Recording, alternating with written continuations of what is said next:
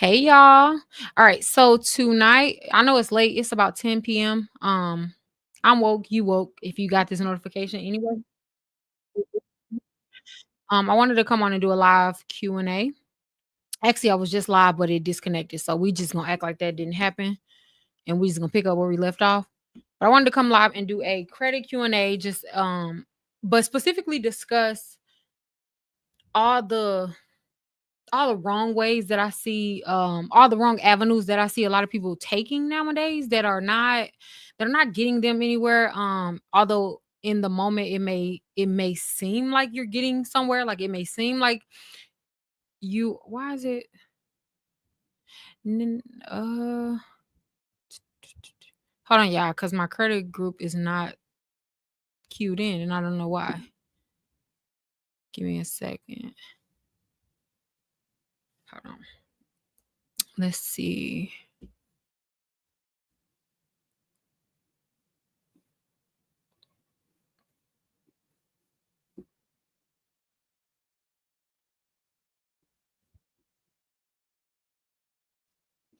Okay, let me see.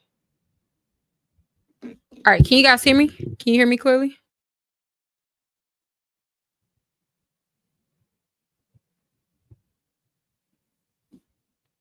We good?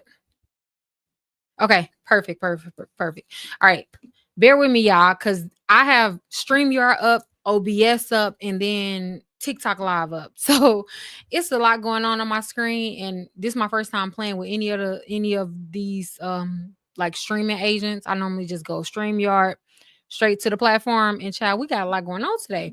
But I'm gonna learn, so you just gotta bear with me, okay? That's all that matters, okay? All right. So I'm gonna start over because I know y'all said that y'all couldn't hear me, but I know it's 10 o'clock. It's super late, but it went back.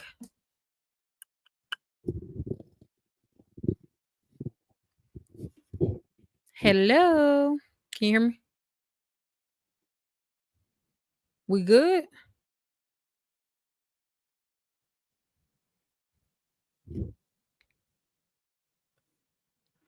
Mm,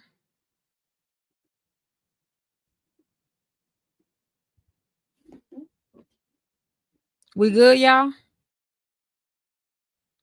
Put a one in the chat if you can hear me clearly.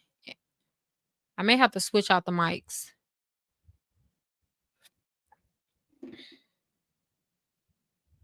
Okay, Gian. Gian hear me? How y'all? Okay, okay. So I think we good. I think we're good.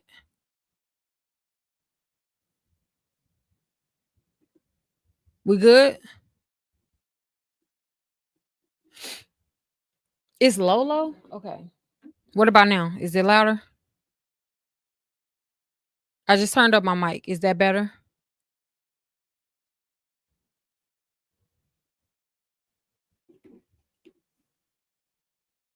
Okay.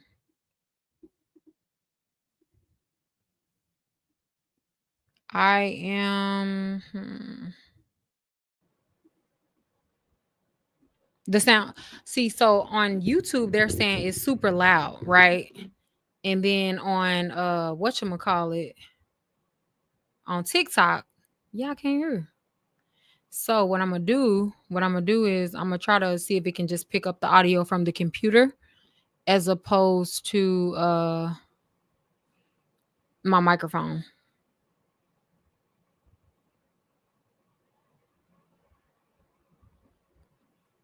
All right, how is that? How on TikTok specifically? How is that audio? Okay, see y'all confusing me because some people saying sound is good, and then some people is just like we can't hear you. Okay.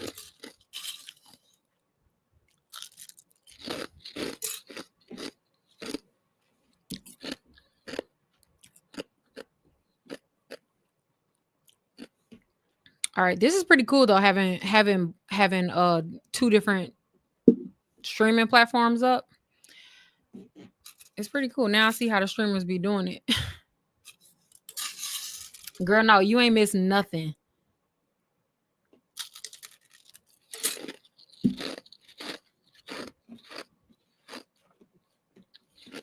All right. We good. Okay. All right. I'll try to talk so that both parties can hear. I don't until I get the mic figured out. Cause like I said, this is my first time here. I mean, this is my first time using OBS. And child, this is real technical. Like I thought the streamers just be kind of like plugging and play, just pressing live, and then you know what I'm saying? Like they good. No, ma'am. No, ma'am. I didn't messed up 10 times. I've been trying to get on live for an hour. Let me just say that. I've been trying to start this live for over an hour. But this stuff is very confusing. It's very confusing, but I'm gonna learn how to do it. I'm gonna learn so that I can, because the goal is to have one central platform that I can go live on, YouTube, Instagram, and TikTok at the same time. Right now, as it stands, I'm using three different streaming platforms. I hope my computer don't crash, but until it does, I guess we're gonna be in here talking about credit. But I'm gonna start over. But yeah, I just wanted to welcome you guys. We are going to do just one of our routine credit Q&As. So that means that you guys are able to ask me any question that you can possibly think of when it comes to credit. Specifically speaking, I want you to ask the question that maybe that you're really confused about, something that you are really stuck within your credit process. If you are wondering, like, let's just say you've been on a credit repair journey, right? And you like, I don't know what the heck I'm doing. Nothing's turning out right. My credit is still stuck. It's stagnant. I don't know what to do next, right? If that's you, then ask the question, and then I'll see if I'm able to answer or just sort of help you in any way that I can. And shout out to everybody who has never watched me before. Anyone who's new here, my name is Shonda. As you can see on the profile, my name is Shonda. I am a board certified credit educator. I specialize in personal credit, so specifically home ownership. When it comes to teaching individuals not only how to fix their credit, because that's like a cliche nowadays. It's just like, oh, I can repair your credit, I can fix your credit. I don't take clients. So I want to just put that out there right now. I do not take clients. I do not repair credit. What I do is I educate you on how to do it yourself. Why? Simply because if I do it, all that's going to happen is you're going to pay me. I'm going to make a lot of money. And then guess what? Your credit is probably going to, your credit is going to get better for probably a few months. And then 6 months down the line, we're going to do this. We're going to be doing this again. That's not my goal. Don't care about it.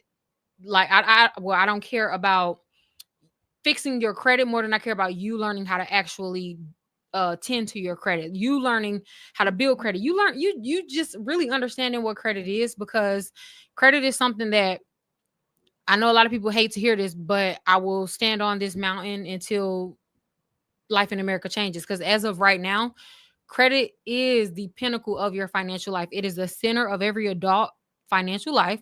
Whether you want to admit it or not, whether you take full-fledged advantage of your credit yet, you are still being affected by whatever's on your credit report or what's not on your credit report. Can you turn the volume on the mic up? Yes. Oh, okay. Hold on. I just wish I could see my screen, because, child, I swear I feel like I'm reading Chinese right now. It's just too many options. I don't. Hold on. Yes, I will turn it up, but I gotta figure out how to get back to the turn up. Okay, audio capture. Okay, let's see. Turn it.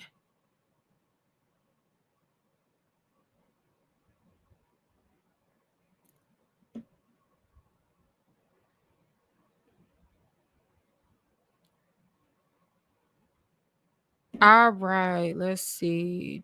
Video capture device. Is that good before we get this party on the road?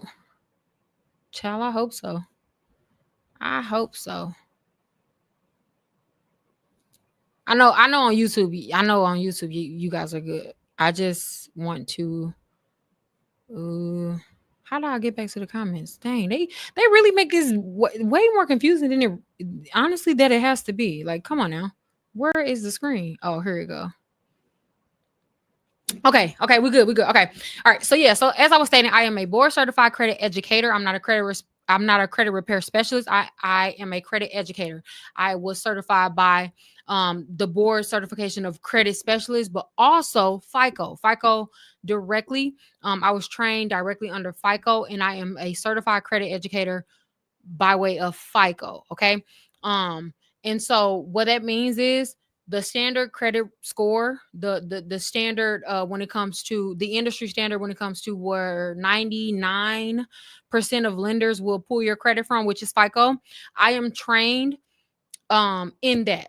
I am trained in that. So I specialize in teaching individuals not only how to repair their credit, but how to completely transform their credit profiles from scratch from scratch or from the negatives, right? Like, so if you are a person who has a horrible credit score, like, you know what I'm saying? Like, you could have 300, you could have a 400, it doesn't matter. This is a no judgment zone. The only thing that I ask, and obviously, if you are not new here, you already know the stilo. But for those of you who are new here, because I see it says a lot of first time viewers, for those of you who are new here, the only thing that I ask is honesty. Okay. I wanted to originally bring people up. I don't know how we gonna do that, but if not, I'll just answer you guys' questions. All right. So we are going to start now. If you have a question, put it in a comment. If you want to come up and ask me the question and I can do a live consult, then request it. Okay. All right. So the first question that we have. All right, so I have, can hospital bills still hit your credit? I have a bill for my daughter that's on my credit now for collections, but she had Medicaid at the time of her visit, but now it's dropped my score by 30 points. So that is a amazing question. For those of you who don't know, hospital bills or medical bills in general were ruled off of credit reports as of May of this year. Okay, so as of May of this year, actually, I believe they extended it 90 days from there. I believe the new cutoff date was July something. Okay.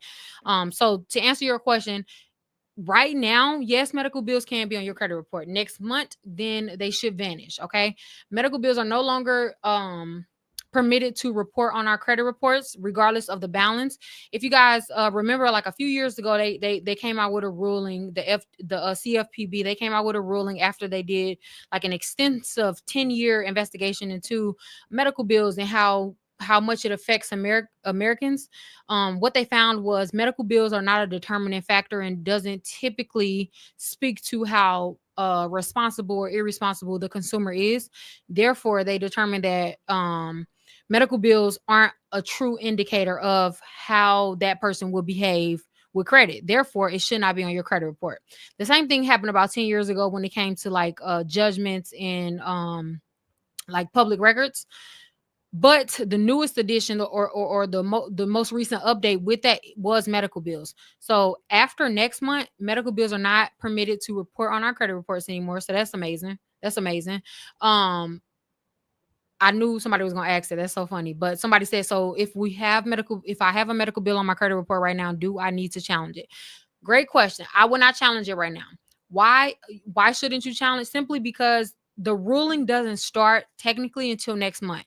And when it comes to these changes that the credit bureaus are implementing, when it comes to like removing accounts off your credit report, it typically takes about 6 months or so, or up to a year to get everybody. Okay. And what happens is if you start challenging that account, what happens is it'll omit it from your report. And then you're literally moving yourself to the back of the line. So excuse me. Excuse me. So do not challenge it. I would not recommend that you challenge it.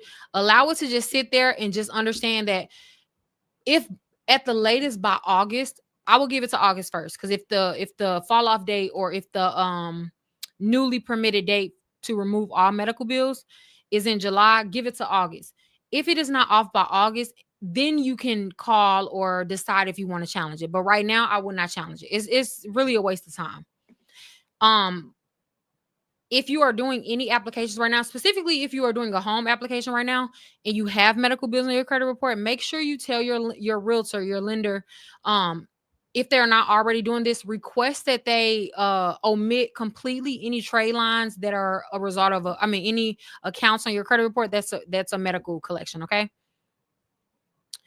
When you say medical collections, do you mean any collections that was spent on medical services? Another great question. So Yes and no. They did explicitly state that if it is like those medical credit cards, like for example, Care Credit, and there are a host of companies that sort of offer like some sort of financing when it comes to medical procedures. Those do not count. Those are categorized under credit cards, and they're not categorized under medical collections. Medical bills or medical collections has a special code that categorizes them as a medical collection. Ambulance bills count, ancillary services. So if you went to the emergency room and you ended up having to see another specialist, or shoot, 5 different specialists, those individual charges, those all are they all count, or they all fall under medical bills. Okay, so those will be removed.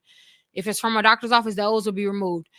And they did state, even if it's veterinarian bills are a toss up. The reason why I said it was a toss up because they're still in court regarding like pet bills. Okay. But at the time that I read it last, the latest update that I read was they are counting those, but they are actively fighting it. So don't freaking bet the horse on pet bills, but your bills, ambulance, ancillary, those count. Okay. Now, let me tell y'all, let me warn you guys. When these things normally happen, y'all, these medical providers, and this is with any industry, so not exclusive to medical providers, but what they will try to do is you'll see a collection on your credit report, and you know that it was from a doctor's office or it was a medical bill, right? Next thing you know, they're reporting it as a regular collection. Do not let them play you like that, okay? We seen that a lot when it came to, I don't know if you guys remember, it was a few years ago where medical bills had first kind of caught wind, and they started removing all medical bills over $500, right? Do y'all remember that? So anyways, when that happened, a lot of medical bills are under $500. I'm sorry. So a lot of medical bills that qualified under that $500 mark that were supposed to by law be removed, the doctor's offices were rebilling it and then like literally categorizing it under like regular debt or just like a regular collection account. That is illegal. If that happens to you, you need to file a CFPB report immediately. Do not try to call the collection agency and try to bargain with them or reason with them. Understand that if there is a law that was passed, if there's a statute that was passed, approved, and has gone through the entire process, as did this, you don't have to argue back and forth with the provider or the collection agency in order to insert your rights. It is important that you don't do that because then they'll get you caught up in like verifying your own debt, and that's a whole nother subject. So do not waste your breath or time trying to talk to them and reason with them people about something that is illegal for them to report at all. Okay, seriously, CFPB, that is what they're there for. That is a actual case that they will take serious. Okay, do not bargain with them. That is so important because I promise you, y'all know, I don't know if y'all know, let me just state it. Collection agencies, they fall under the verbal contract laws. So you don't have to have a contract. So if you talking on the phone with them and you promise to pay, you even hint that you may be able to pay them next week or when you get paid in 2 weeks. Even if you ain't promised an established amount or an established date, that is a legal validation of your own debt. It doesn't matter. It does not matter. That is a legal binding agreement. Okay. They record everything. They tell us this when they call us. That is by law, you validating your own debt. I see this one so often that it quite literally burns me up in the inside. So excuse my passion around that, but yo, stop talking to these collection agencies over the phone. Like I don't know if you guys understand what you're doing when you do that. They are trained to. Last time I almost got in trouble because I said they're trained to scam you. So I'm gonna be careful with my words and say, um, I'm not claiming that all collection agencies is going to scam you or they're trained to scam you. But what I am claiming is they're very clever in how they get you to admit or validate your own debt without you knowing. Okay. I hope you're picking up what I'm putting down. Okay. Exactly. Exactly. All right. Let's see. So I have an unpaid. Why is it? Hold on. I have an unpaid debt of about $50 that's been charged off with a rush hospital, and they just contacted me, giving me 30 days to reply. Should I just ignore them since they can't report it? Um, absolutely. What? Well, hold on. Let me give you the legal advice first, because I want to, y'all, hold on. But I was gonna pull it up so you guys can see it. Give me 1 second. So to answer your question, so the responsible answer would be, certainly, no, of course, you should not ignore them. You should pay your debt, right? So I'm not telling you that you shouldn't pay your debt, but what I am telling you is, even if you don't pay that medical collection, it can't go on your credit report. Okay. So legally speaking, and to protect my certification, my board certification, I will say that irregardless of if something is on your credit report or not, if it's your debt, it's still your debt. Therefore, you still have a legal requirement to pay it. I can't tell you that no more, okay? Because they be watching. I'll just say that.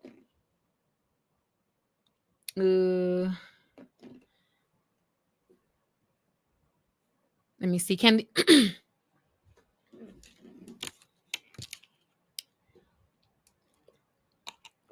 the attorney general collect on a debt that is over 10 years old? It's an old college debt. They took the state refund check.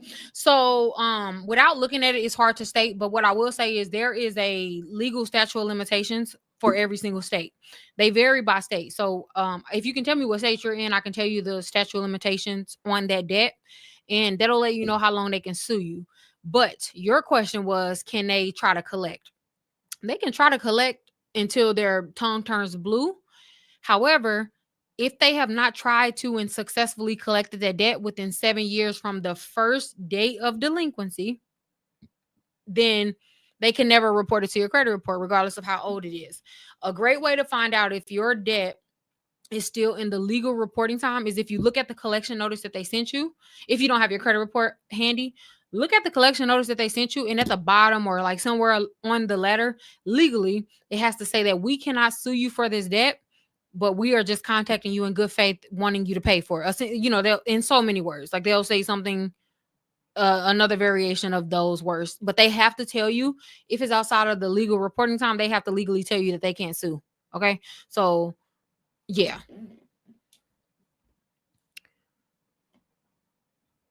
Also, if I speak to the collection, oh wait, I missed the first. No, wait, let me see. I have a collection that is past the statute of limitations, and I disputed with the bureaus. Does it restart my SOL? Oh, good, amazing question. Oh, I just literally did a video about this. That's being edited right now. Okay. Let me get back to your question. So I have a collection that's past the statute of limitations, and I disputed with the bureaus. Does it restart my SOL? I'm trying to answer it fully without having to pull up what I want to show you. So, yes and no. I'll say yes and no only because it could, and then it also couldn't. I'll tell you, let me, to make it easier, I don't want to confuse anyone. What I will say is this: I'll give you 4 scenarios in which legally restarts your statute of limitations. And then whether you fall into that though one of those categories or not, you'll have to determine. Okay. Just to be clear and to make it easier to understand. All right. So there are 4 guaranteed things that restarts your statute of limitations. Outside of these 4 things, and if your statute of limitations restart, it could potentially be because they illegally re-age the account, which is illegal, and you certainly have rights to get it removed. However, the 4 legal scenarios in which would cause a statute of limitation reset would be: number one, any payments reported to the account. So any changes in the balance, whether the account is closed, open or closed, if that account is on your credit report and then you make any payment towards that account, that legally restarts the statute of limitations, because the statute of limitations is based off the date of last activity. Okay. All right. What's considered activity? Any balance changes on the account. Number one. Number two, any status changes on the account. What does that mean? Anytime the account status changes, meaning like it goes from opened to closed. Maybe it was closed and then it went to charged off status. Those are considered account status changes. Those are legal reasons that the statute of limitations is going to start over. Okay. The third reason is if you have a promise to pay. That's why I remember a few minutes ago I told you guys be careful with what you say on the phone with these guys. Y'all know I tell y'all all the time, don't talk to them on the phone, because the average American, yeah, we will just walk our way right into a legal validation or a legal re-aging of our own accounts and not realize it. But if you promise to pay them, and I promise you, I'm really feeling for some reason uh required to harp on this point for some reason. So I'm just gonna hearken to the direction and really focus on this one question really quick. When you are on the phone with a collection agency, guys, if and let me tell you, they do this in multiple ways, but if you get the sense that they're asking you, if they let's just say let's just do a scenario. Ring, ring, ring. I'm the consumer. I'm on the phone with the collection agency. Hey, we have a debt of yours. The debt is $500. Oh man, I can't really pay that right now. I don't have it. Well, I mean, what are you going to do about it? We have this debt from Capital One. We bought it, or they transferred it to us to collect from you. When are you going to be able to pay this? Because it's going to affect your credit, and we're going to report it to the credit report.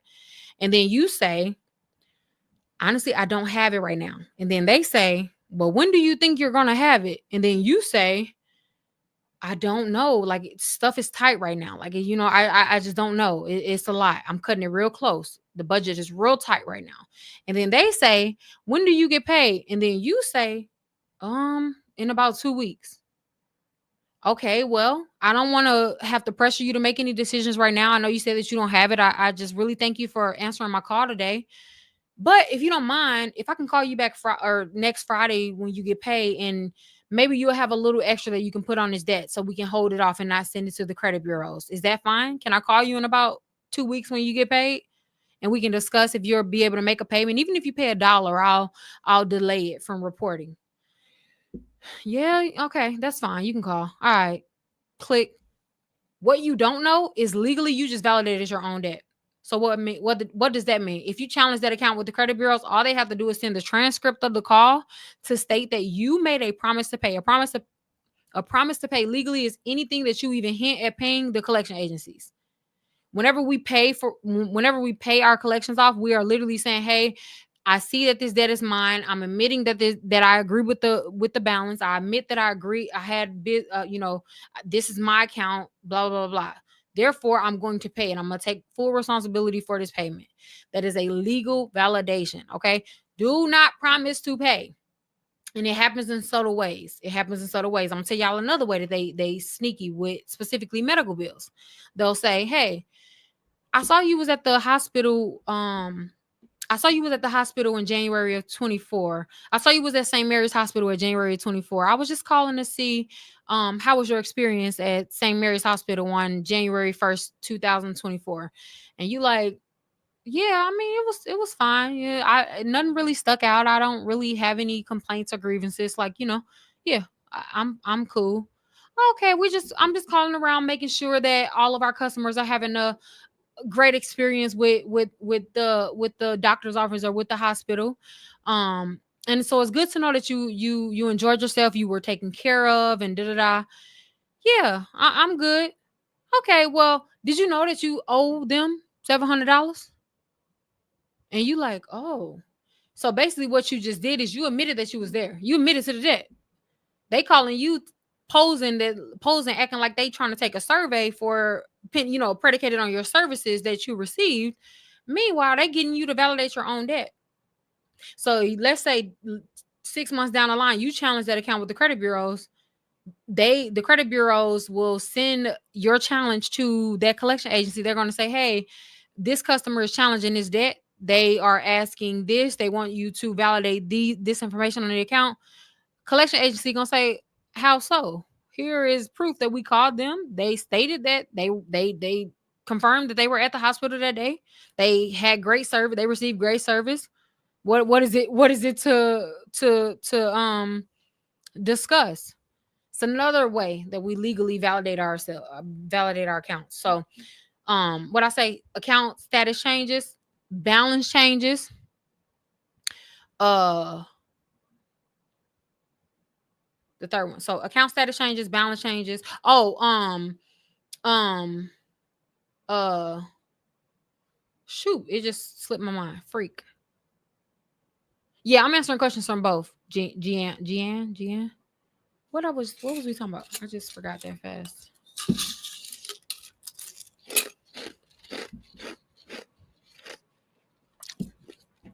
You fell in that trap? They'll get you. I forgot what I was talking about, but I'm sure one of y'all will bring it back up. All right. So, is there anything you can do during a bankruptcy to increase your score once it's discharged? Absolutely. So, anybody who has filed bankruptcy, right? If you're currently in a bankruptcy process or filing it in the future, the best thing that you can do is this. Number one, you need to get your foundational profile down. What does that mean? You need to have at least 4 open accounts. And by the way, this is not just for bankruptcy clients or whatever. Anybody who is serious about their credit, you must meet this very simple list of how you have your credit profile set up. And if you ever want to be taken serious, hear me. I don't care if you have an 800 credit score right now. If you don't have at least this small checklist that I'm about to state, you do not have good credit. Okay. Credit is much more than the number than just your credit score. A person can have a 750 credit score, 800 credit score, and still not get approved for anything over $1,000. That's not good credit. Your borrowing power needs to match your credit score. Okay. I'm gonna pull it up. I knew somebody was gonna ask. I'll just pull it up because I'm sure I have that handy somewhere.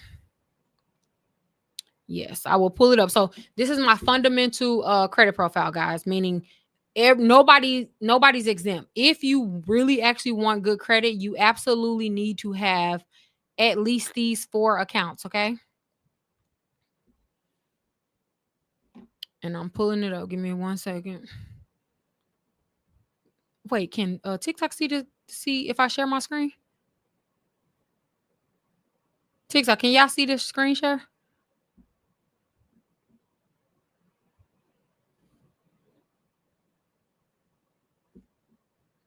No. Oh, okay. So I have to do it different. Okay.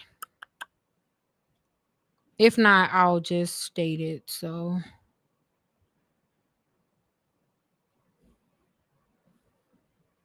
all right.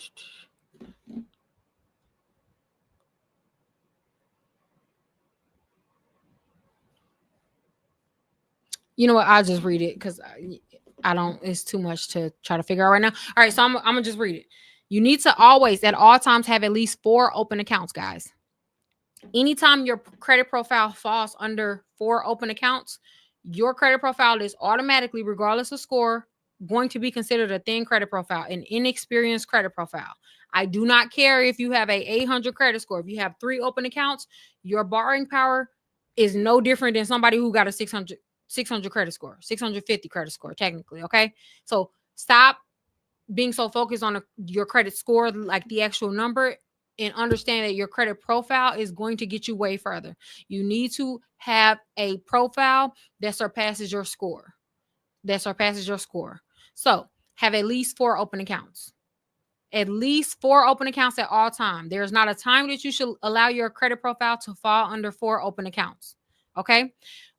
Specifically speaking, of those 4 accounts, 2 of them needs to be credit cards. So you need to have at least 2 open credit cards if you are serious about your credit. If you just filed bankruptcy and you're trying to build back your credit profile, if you have collections, charge-offs, bank repossessions, late payments on your credit report, you can't get approved for anything. It is because you don't have established credit. Okay, so this goes for anybody. Again, you don't even have to have collections, and it still goes for you. Okay, when it comes to credit scoring algorithms, when it comes to how lenders view our credit reports, these are the things that they look for. This is a cheat code to life, period, when it comes to credit. 4 open accounts. The second that you have 4 open accounts that are in your name, primary accounts, meaning if you have authorized user accounts, those don't count for these 4 accounts that I'm referring to. You have those, whatever. Those don't count though. In addition to those accounts, I need you to have 4 open primary accounts.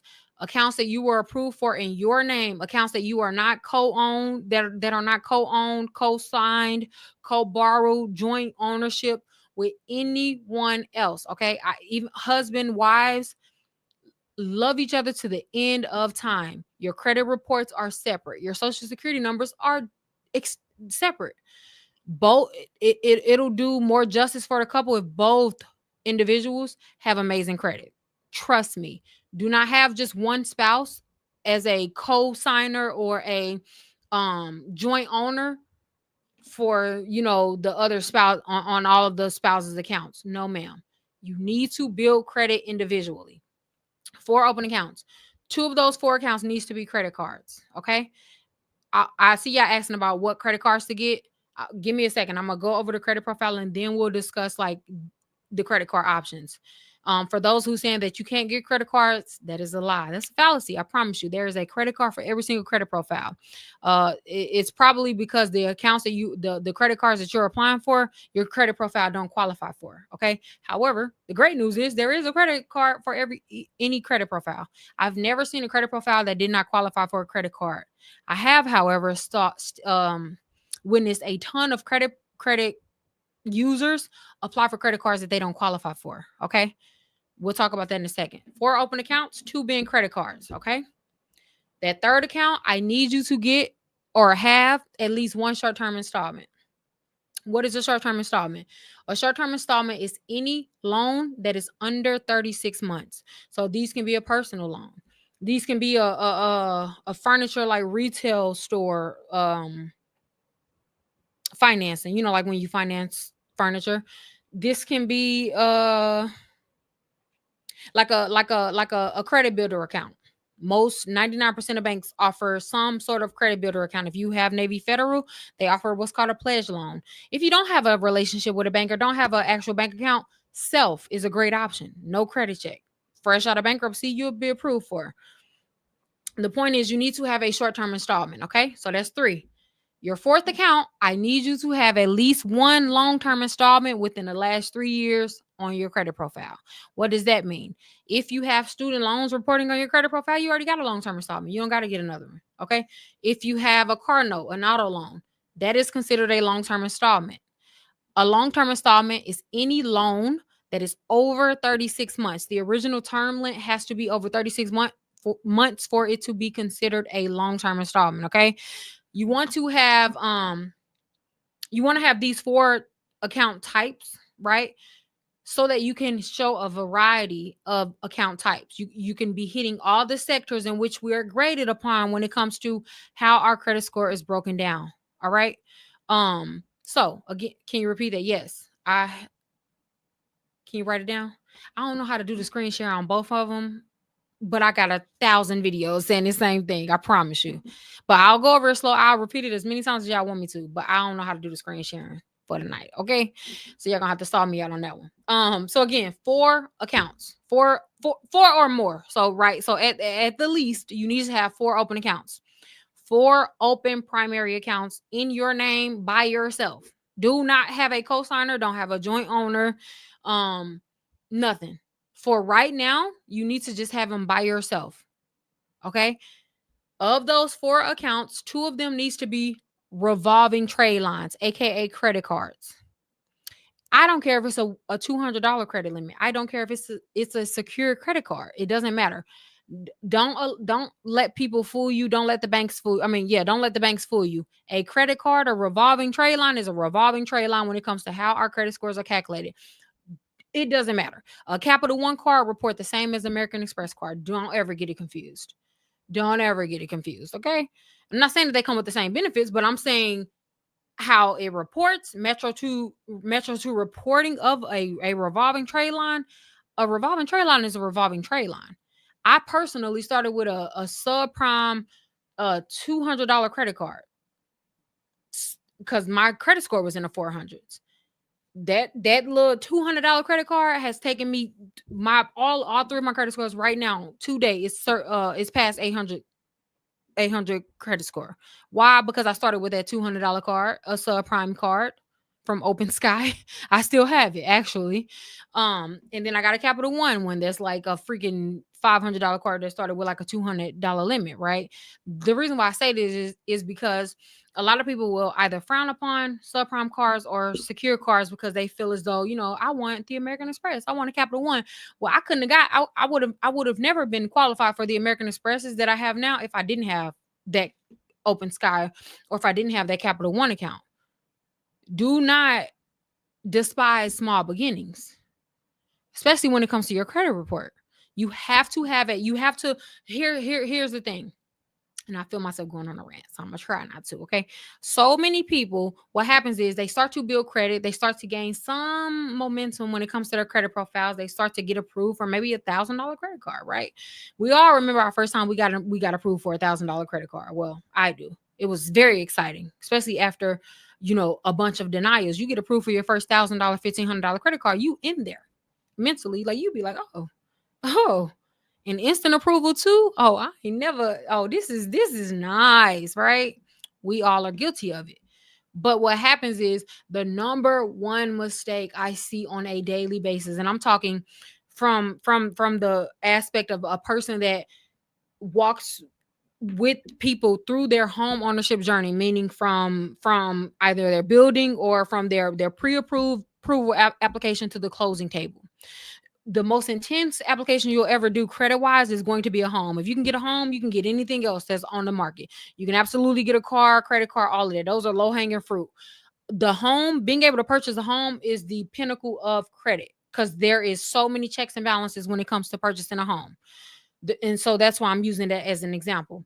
As a person who walks with people daily in the mortgage industry on closing on homes, I cannot explain to you the heartbreak and the amount of people that I have to witness daily that have a qualifying score but cannot get approved for their home simply because their credit profile it sucks. It like their credit profile is like it literally sucks. Their credit profile does not qualify them for anything. And I'm gonna tell you, and I'm just gonna keep it real with y'all. I gotta make sure I say this in a way that don't like sound crazy because I mean I definitely don't want you to miss the message, over some arbitrary like how I make it sound. But and it's gonna sound elitist, but it's the honest to God truth. If you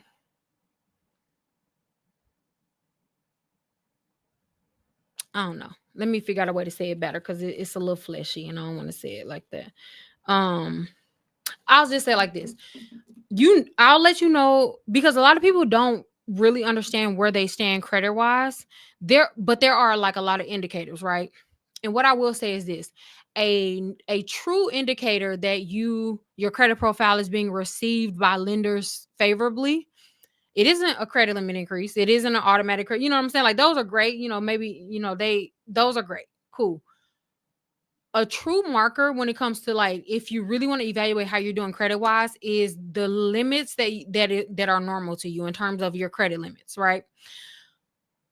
So there are tiers when it comes to credit cards. There are tiers there are buckets when it comes to like credit limits, right? I tell the credit cousins, if you're a credit cousin, you already know this, but there is something, this is an invisible marker, I would say. There is something that we in the industry call the $2,000 the $2,000 shut door, right?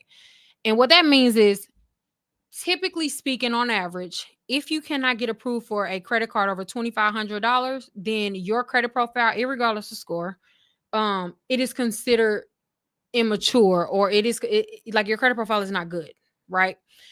But so $2,500 was the usual marker, but throughout my experience and over the last few years, what I've realized is it's no longer $2,500. It's actually 5,000. It's actually 5,000, right? At first, if you can get a credit card over $5,000, then for the most part, your credit score was good and you like your credit profile was seen as favorable to lenders. Nowadays, no. If you cannot get over a $5,000 credit card, irregardless of your income, I want to be clear, irregardless of your income, if you can't get approved for over a $5,000 credit card, your credit profile sucks. And I say that, and I don't say that in a taunting way. I say that so you can understand how credit works. I say that so you can understand how lenders view our credit reports, because it's not the same way that we view our credit reports. When a lender gets your credit report, they're not seeing the consumer report that we see. They're not seeing, oh, you get a $700 credit score, you got this, you got that. They're not seeing that. They're seeing straight Metro 2 raw data. And what that means is they're looking at your score isn't even a determining factor in if you're going to get approved for a credit card or not. Your score, they can care less about. It is very easy to inflate your credit score nowadays. You buy a couple authorized user accounts, you piggyback on other people's credit cards, and guess what? Your score is going to be inflated. Lenders are not stupid. They know that, which is why the newest variation of our credit score omits authorized user accounts, 90% of authorized user accounts. So don't waste your money on those, but that's a whole nother subject. The point is, if you find that you cannot surpass that invisible step of over 5K, I want to challenge you to restructure your credit profile how I am stating. And in 90 days, apply for another credit card. Only if you did what I said. Don't, not 90% doing what I say. Like, it quite literally has to be you have to check off every box, right? Like, the different qualifications that I'm saying is for a reason, only because I've studied the algorithms of how the lenders applications are, right? So it's not like my opinion, or I'm not just like, oh, I can guess this and I'm just so good at what I do. No, no, no, none of that. It's quite literally just how it works, how numbers work, and how the application processes work when it comes to the major credit card lenders. Okay, so again, if you and I want to repeat this because I just seen someone say I have well, hold on. Okay. If I have a Chase card and the limit was 5,300, it closed but didn't charge off, should I continue to pay it down? So yes, that's a great question. You should. So any charge off that you have that used to be a credit card, so if it was a credit card that was closed and now charged off, that's going to affect your utilization, even if the account is charged off. As long as that charged off account has a balance, it's going to affect your utilization, right? And what that means is when you apply for other credit cards down the line, your lenders is going to view that account, and that's always going to be a problem area for you unless you either pay it off. Because what lenders will look at a charge off and they only want to see one thing: does it have a balance or does it not? Does this charged off account have a balance or does it not? If it has a balance, that means that you have not you have not paid the company even after it was charged off, right? If you remember a few minutes ago, I was talking about how it's not smart in my eyes most of the time to pay collections off, but when it comes to charge off, it's a different scenario. Specifically charge offs that used to be a credit card, only because they still affect your utilization. So you'll be looking at your utilization and think, my utilization is 10%. Meanwhile, when lenders pull your credit report, they're actually factoring in that charged off account, and you don't even realize it, right?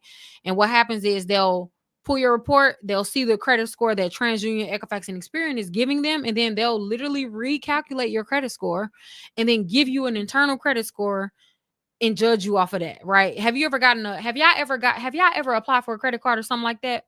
And you know your credit score, but then they came back and they had a whole different score on your denial letter, and you like, what do they mean? I got a 500 credit score? Like, no, my stuff is 634.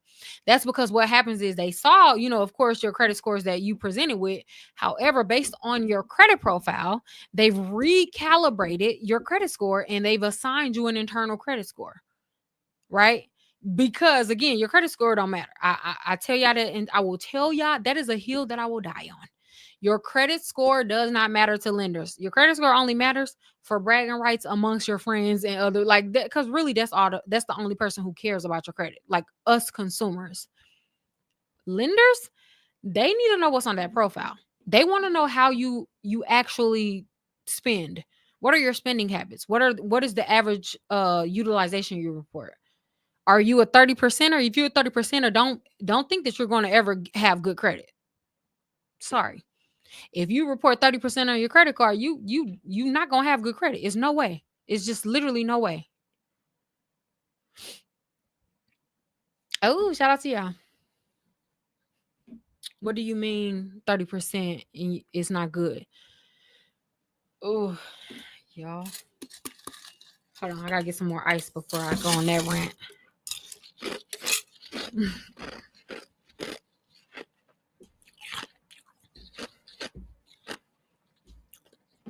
Hold on. Okay. So is it better to remain an authorized user on a card with a high utilization for the sake of credit age, or should I remove myself as an AU to lower utilization? Um,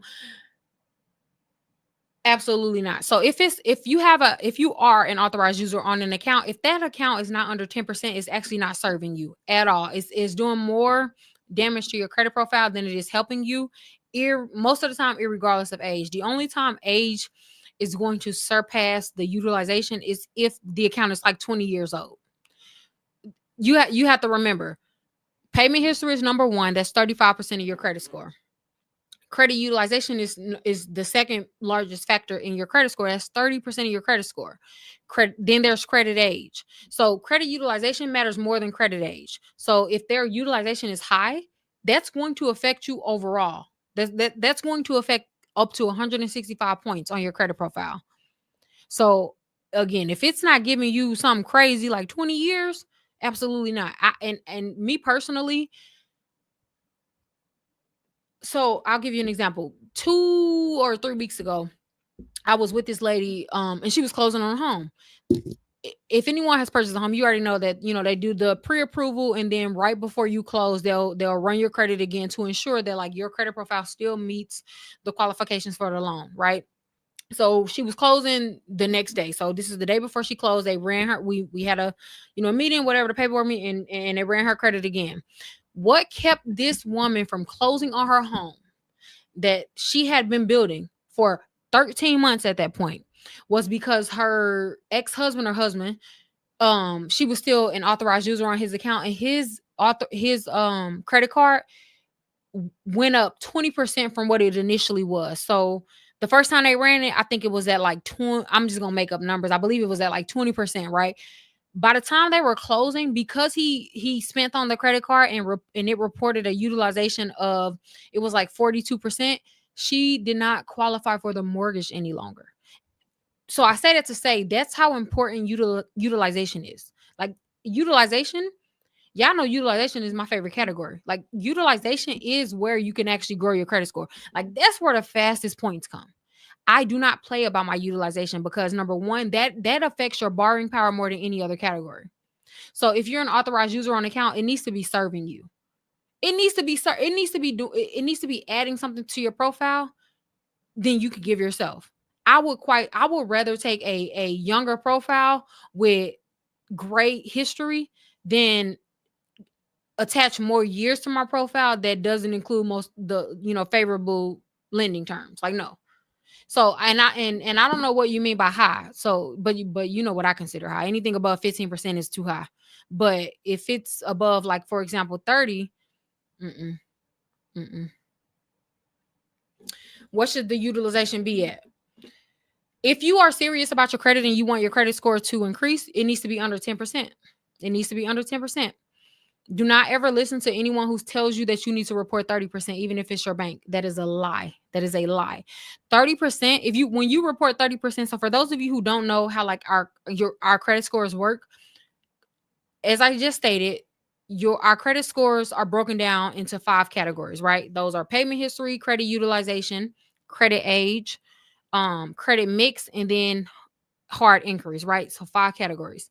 Payment history is 35% of your score, and that is alone, your payment history is worth up to 192.5 points, right?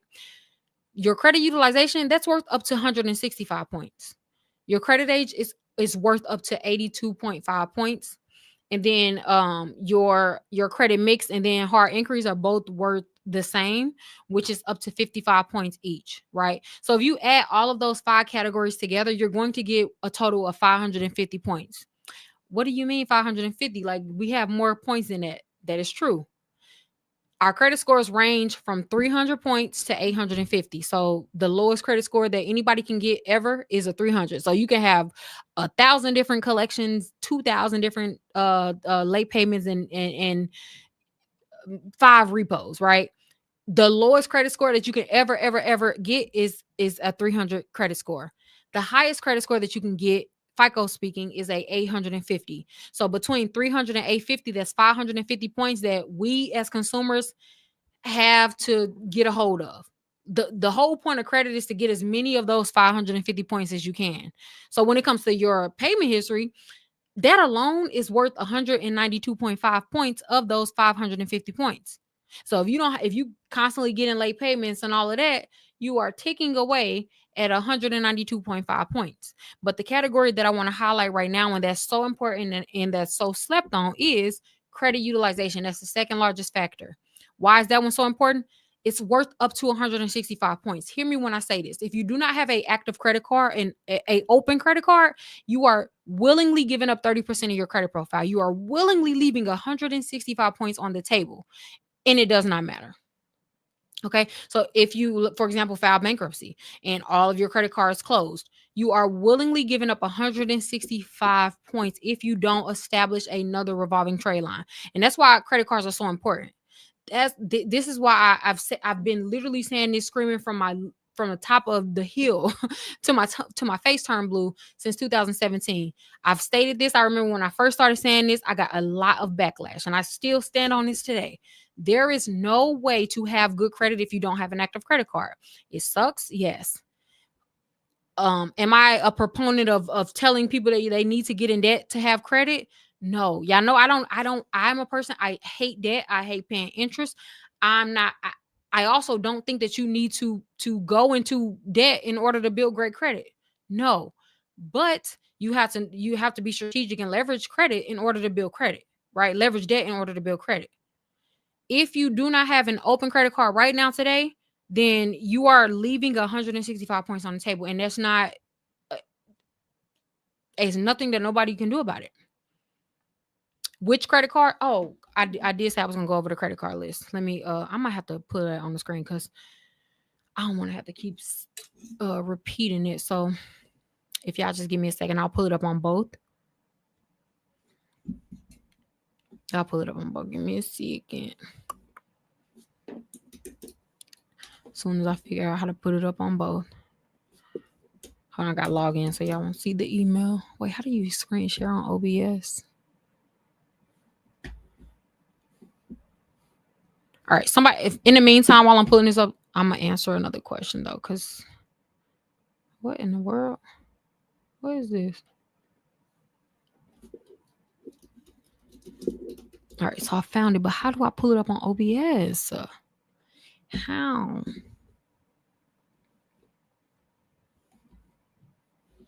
Hold on, y'all. I'm trying to figure out how to freaking share my screen on. They really should make it a lot easier than this. How the freak? Credit Academy is there. Y'all know how to do. Does anyone work with OBS? I mean, not work with them, but like, do y'all know how? Oh, okay. I think I have it. Multi-stream. Why do they give you so many options? Just keep it simple, child. I don't know what to do. Hold on. Or can I even share my screen? Layout editor.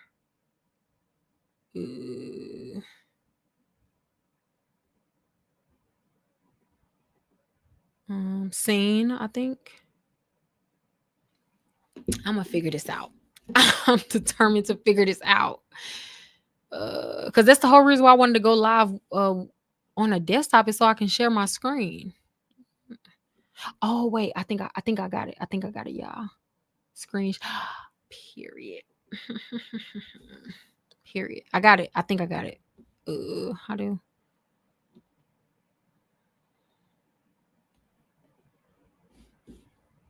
Okay, I have to give it permission. Give me a second. I think we figured it out though. Please don't make me restart my computer. No, don't do it. Don't do it to me.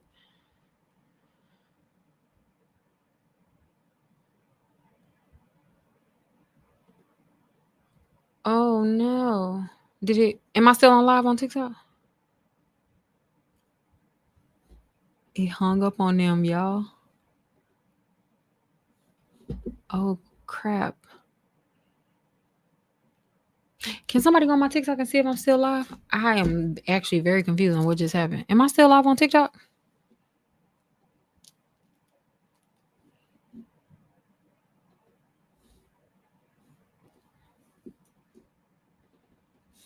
No.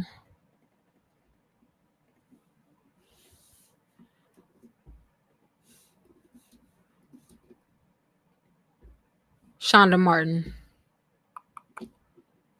All right. I just started a new live on there.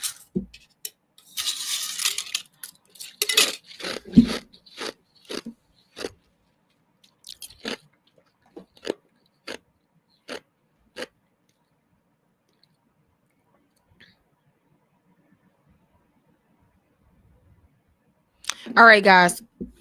I did that on accident. Let me see. Show window shadow. All right, so let me go to what is this even it, child? My bad, y'all. It hung up. This is very confusing, bro. Window.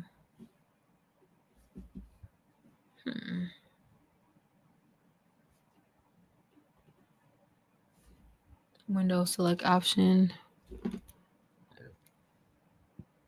No, I want to do, what is this? What am I on? Safari. StreamYard.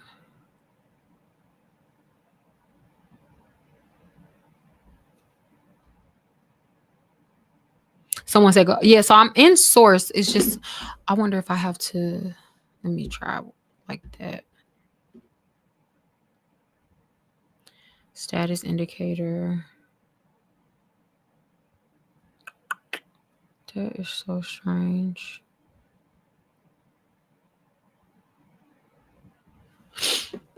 Oh, I gotta go on a Google Chrome monitor.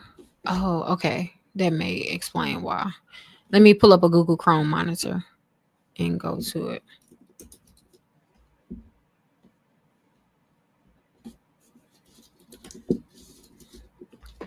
All right. All right, so let's see if it'll work now.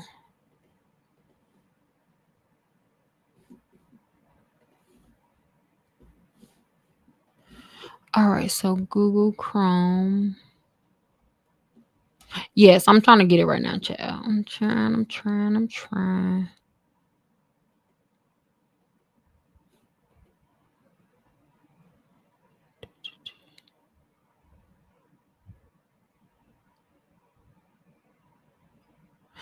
Listen, because I'm over it. If you are on TikTok, just go to my YouTube channel, Shonda Martin, and then you'll be able to see it on there. But I don't know why I don't see the window.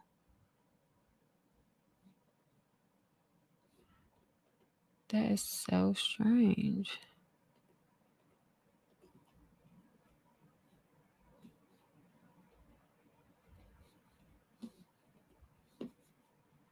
Go to source. So I'm in source, and then is it display capture or window capture? Oh,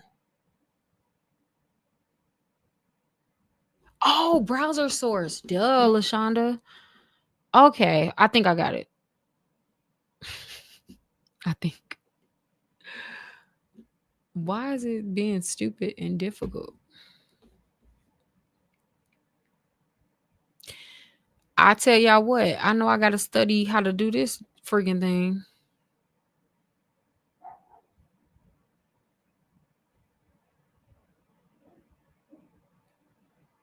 Y'all see something? What y'all see?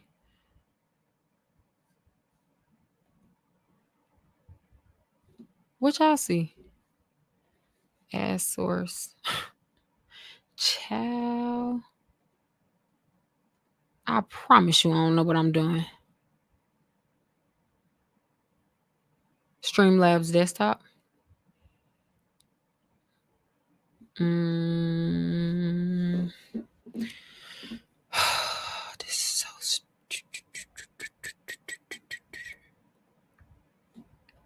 I wonder if I just do a screenshot of it and then pull it up. Will it?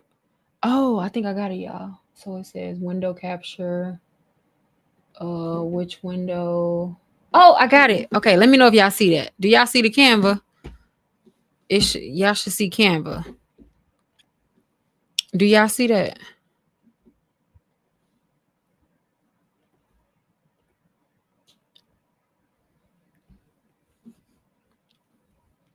I don't know how to. I don't feel like making it. We good. Y'all don't see it. What? How? Oh, yeah, I see it. Okay. Cause I'm like, bro, ain't no way. All right. When I figure it out though, we where am I going? All right. So let's reset the stage. Let's recalibrate. I didn't ended the live and we didn't came back. All right. So the question was, the original question was, how do I set up my credit profile so that I can start being approved for things, and also so that my credit score can actually grow. And so what I stated was, in order to have good credit, you must have the fundamental pieces of what makes our credit scores good. And those fundamental pieces are: have at least 4 open accounts at all times. Your credit report, if it drops below 4 open accounts, active accounts, then no matter what your score is, your credit profile will always be considered immature. It will always be considered inexperienced. So have at least 4 open accounts at all times. No question asked. It has to be primary accounts, so accounts that you were approved for in your name. Of those 4 accounts, I am going to be very specific on what accounts those should be if you want to maximize your points and build your credit the most efficient way possible. So 4 open accounts at all times. 2 of those 4 accounts needs to be revolving trade lines. So you need to have, if you are a person who just filed bankruptcy, who maybe have a ton of negative accounts, or building for the first time, or even just stuck, your score is stagnant, is not moving, is not really advancing. If you want to know how to jumpstart your credit, make sure you look at your credit reports to see if you have at least 2 credit cards that are currently open in your name. If you don't, you need to add 2 credit cards. Okay. That third account, I would suggest that you get a short-term installment. A short-term installment is any loan or installment account that's under 36 months. So and we'll go over that in a minute on options for those. And then that fourth account, you need to have within the last 3 years a long-term installment, and that's any loan or installment that's over 36 months. So student loans, auto loans, mortgage. If you have any of those accounts, you already have a long-term installment, so you don't need to add any more. Okay. Short-term installment options are any credit builder accounts. Any, like, most personal loans fall under short-term installments. Affirm accounts, where you finance it for more than the 4 payments or something like that, those are considered short-term installments. Okay. So as long as you have an active short-term installment within the last 3 years, you check off the box, you're good to go. But how we got here is someone asked me, or alerted to some form of fashion, that what credit cards could they get. So I made a bold statement, which I still stand by. And that statement is: there is no credit profile that does not qualify for a credit card. It is not possible. That's not possible simply because there are 5 different tiers when it comes to credit cards, and all 5 of the tiers hit a specific market or a specific credit profile. Here are the 5 tiers. Number 1, you have your subprime cards. So credit cards that are considered subprime are going to be your low limit credit cards, typically secure credit cards, but they are tailored towards individuals who don't either have an established credit profile or who have bad credit of any sort, right? If you have no credit or if you have bad credit, then a subprime credit card is going to be marketed to you. So that means that applying for that credit card, your credit score is not going to be the determining factor. Okay. So that's a subprime card. Typically speaking, when it comes to subprime cards, you're going to get high interest. Most of the trade lines are going to be secured, meaning that you have to put up your money in order to secure the trade line. And then I consider most of those dead end cards, meaning that they probably won't graduate. They probably will, for the life of that account, will probably be a subprime card. Okay. These are what I consider the last option. And also these are going to come with low limits, low, usually under $500. All right. And then the step up from a subprime card is considered a starter card. So any student card automatically falls under a starter card. Okay.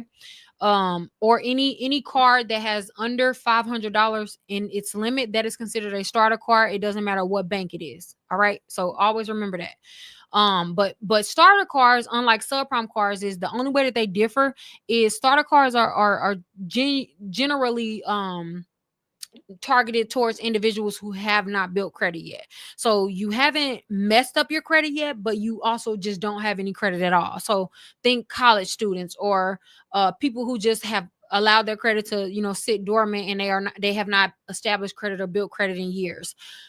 Empty credit profiles, thin credit profiles. If you have under 4 accounts open, you have a thin credit profile. Therefore, if you try to apply for example, a mid-tier card, you probably won't get it. You probably won't get approved for those cards. You don't have to have any experience to qualify for a starter card, right? You just can't have messed up your credit for the most part, right? Then we have mid-tier cards. Mid-tier cards are my personal favorite credit cards. Those are going to be the cards uh that are tailored to everyday individuals. How they have point categories, how most Americans spend their money, namely groceries, gas, shopping, sort of cards, light travel cards, hotel cards, all of that. Mid-tier is my favorite because these limits can go up to 60K a card on average. So some can go higher, some are lower, but on average a great mid-tier card should be able to grow to 60K or above. Okay. And I didn't mention this for with starter cards, but starter cards typically hit a ceiling at around like 5,000, on average like $7,500, right? So those are going to be where starter cards sort of cap. Subprime cards typically cap at like 1,000. Okay, so 1,000, and then again, a starter card can go up to 700, 7,500, but most of them, by and large, are going to be under like that $2,500 mark. Mid-tier cards, however, that's where we start. That's where credit starts to get fun. I tell people all the time, if you have not surpassed the starter card tier, then you haven't experienced credit cards yet. So don't judge the credit card experience based on a starter card, because that's not what starter cards are built for. That's not what they are made for. Trust me when I say that's just the beginning. There's nothing wrong with having them. However, understand that that's not the final destination. If you have a starter card or if you have a subprime card, use them for what they are. And all that you need to get out of a subprime and a starter card is for them to report to all 3 credit bureaus and ensure that you are reporting a low utilization, under 10%, and you are building viable credit, or you're building credit so that in about 6 to 9 months you'll qualify for a mid-tier card. Okay. Top tier cards are going to be, again, like specialized travel cards, hotel cards, some hotel cards, and the higher limit credit cards. Those are going to be where credit cards start to either have no limit or just like a very high limit. I have a lot of top tier cards, again, won't have a limit, or they'll kind of average. They can go up to like 80, 100K, and honestly above, right? These are going to be like your top 1% companies and the best cars that they offer and all of that. And then after that is going to be invitation only. And we don't really have to waste our time with that because you have to be invited to apply for it. So it really don't matter what I say. I can't invite you. Okay. So those are going to be like the Centurion card, the black card, all of that. Now, for those of you asking, what are the credit cards? Let me go to the list of credit cards. And by the way, screenshot this. Can both people see? Okay. Before I continue, I just want everybody to screenshot this just so y'all are aware of the utilization limits. Please do away. If y'all don't take nothing else from this live tonight and it's 11 o'clock, I promise you, if you don't take anything else from anything that I've said tonight, the one thing that I really pray that you guys take full-fledged advantage of is understanding these utilization thresholds. If you are serious about your credit, if you are a person, if your credit hasn't moved in months, and you just can't increase it, I promise you, if you abide by these utilization threshold, I promise you, I actually promise you, you will see a difference in your credit profile. Briefly explaining them for, and again, screenshot it, but utilization thresholds are so important because most people will be paying their credit cards off, and they wonder, and they're getting frustrated because they wonder why their credit score is not increasing. Utilization works in thresholds. So what that means is, let's just say you have a 66% utilization in February. And then let's just say you ran into a lot of money and you wanted to be responsible, and you paid your credit card down. You pay hundreds or even thousands of dollars towards your credit cards, and it brought you from a 67% to a 50%. That's about an 18% difference. And depending on what your limit was, that could have been hundreds or even thousands of dollars. But the problem is, because you are still within the same threshold, you will not see your credit score increase. Your credit score is not actually going to increase until you get it under 48%, until you get it under 49%. Until you exit the current threshold that you're in, you will not gain points. Your credit will not move. I'm sure you guys have had experiences with paying your credit card off and then wondering why you didn't get an alert the next month that your credit score went up. I don't know about y'all, but I remember that being the most frustrating thing. It's just like you pay all this money towards your credit card. You think you're doing a thing. You like, okay, I feel real good because I didn't pay it off my credit card. I ain't got nothing to worry about. I'm fully expecting for my credit score to increase just for the next month to come, and you get like 7 points, or if anything, or you don't get any points, and you like, did I not do it right? Did I not pay my credit card off right? The problem is, most likely you were within the same threshold. But the most important threshold that I need everybody aware of is this. For those of you who don't know, any credit card, I don't care the company or nothing, right? Any credit card that is on your credit report right now that's over 49%, that is considered maxed out to 70% of companies. I'm going to repeat that because that's a big statement. If you have any credit cards right now reporting on your credit report over 49%, 49%. If you have them reporting over 49%, they are considered maxed out to most lenders. What that means is, if you apply for another credit card and they see that you have a credit card that is considered maxed out, your credit profile is automatically tagged with the maxed out penalty. So that means that I don't care if you have an 850 credit score, you automatically will not apply. You will not qualify for what your score could have qualified you for, or what you should have qualified for had you reduced that utilization to under at least 48%. So I say all that to say this. Look at all of your credit cards right now tonight. Any individual credit card that you have reporting over a 49%, I need you immediately to get it under 48%. Even if it's reporting right now at 49%, even if you get it under 48%, it will make a big difference in your credit profile. Yes, it's that serious. Absolutely, it's that serious. Going from 50% to 49% is a big difference. Why? Because that's the threshold. Okay. So if you're thinking about paying your credit cards down and you want to do so in a way where you are maximizing as many points as you can possibly get, again, my personal recommendation is always, first get all of your credit cards under 48%. That's the first stage. Get all of your credit cards under 48%. I don't care if you have most of your credit cards under 10% or most of them under 30%, but then maybe you have one or two that's 52%. No. The first step is get all of your credit cards under 48%. I promise you, when it comes to application, the worst thing that you can have is a maxed out penalty. Y'all, do you know that a maxed out penalty is almost worse than a bankruptcy when it comes to how lenders view it? A maxed out penalty is the worst thing ever.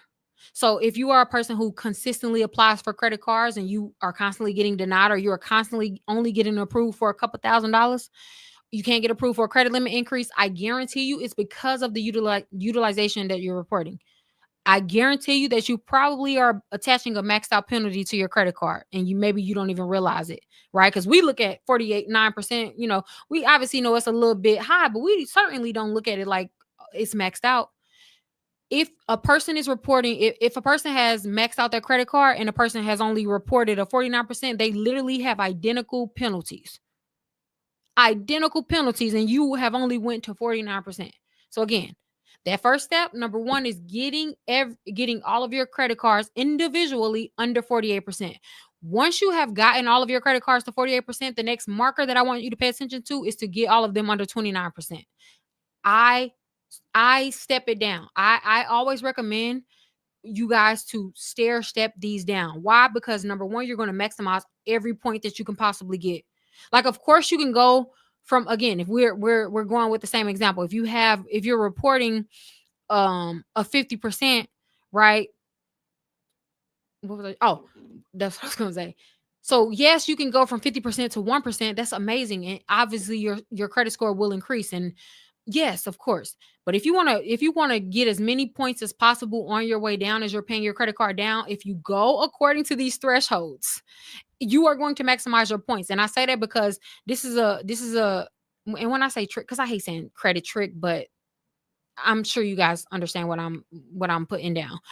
A trick or a tip that I commonly use when it comes to when I work with individuals who's closing on a home, a great way to maximize their mortgage points, we'll literally stair step it down. So if you have at least 4 months until you're closing on a home, and let's just say your credit utilization is over 50% or over whatever, I literally do not allow them to pay it all the way off immediately. We stair step it down. Why? Because every point count. I need it. I need every point. I need every point, especially when you're closing on a home. Because 1 point could be the difference of freaking 1 to 2%, APR interest. Like, and that could be thousands of dollars, right? So if you want to take advantage of as many points as possible, if you stair step it down, I promise you, again, you don't gotta trust my word, but I put it into play and come back in 2 months or whatever, to 3 months, depending on where you are, and tell me yourself if it worked, because it's gonna work. It's absolutely, like, it's actually not, it's foolproof. Like, quite literally, you cannot mess this up. So, number one, get all of your credit cards under 48%. Then you get all of your credit cards under 28%. So it's 48 and then 28. Okay. Once you get to 28, this is important, because this is where the points really come. This is where the points really come. So once you get all of your credit cards, all, and I mean all of your credit cards to under 28%, now is the home run time. Now is home run. So you go from 48 to 28. And then after 28, I need you to get all of your credit cards under 10%. Now, let me tell you what's going to happen. Once you get all of your credit cards under 10% and you allow it to report like that consistently. And by the way, when it comes to credit, consistency just means 90 days or more. How lenders view it, anything that you do for 90 days or more is considered consistency. This is why when you get credit limit increases, your bank is going to primarily pay attention to the last 90 days. Okay. So that's important to know. 90 days, meaning that you need to ensure that you're not just, paying off your credit cards, being in good standing for 1 month, and then the next month allow it to run back up. Let's not do that. Like, trust me. No. Actually, don't trust me. Test me. Like, test it, okay? Don't, because y'all know, please stop just trusting any information that y'all heard on the internet. That's so, myself included. But test it, like, truly test it. My favorite thing in the world is when somebody comes to me and are having credit issues, or their real estate agent is typically how I am introduced to these people. They'll come to me and say, Shonda, this person needs to be approved. The closing date is August 2nd, right? And she needs 30 points. The lender is not budging. Like, they need 30 points. Can you look at the credit profile and see if there are any opportunities for growth? I love, like, quite literally salivate when I look at their credit profile and see that credit utilization is the problem. That is my favorite thing in the world. Why? Because it's one of those things that's a for sure credit limit increase. Like, it's not, I don't have to wait and dispute and deal with the wondering what the credit bureaus are going to say. No. It is the best thing in the world, because it's something that we as consumers, we have full control over.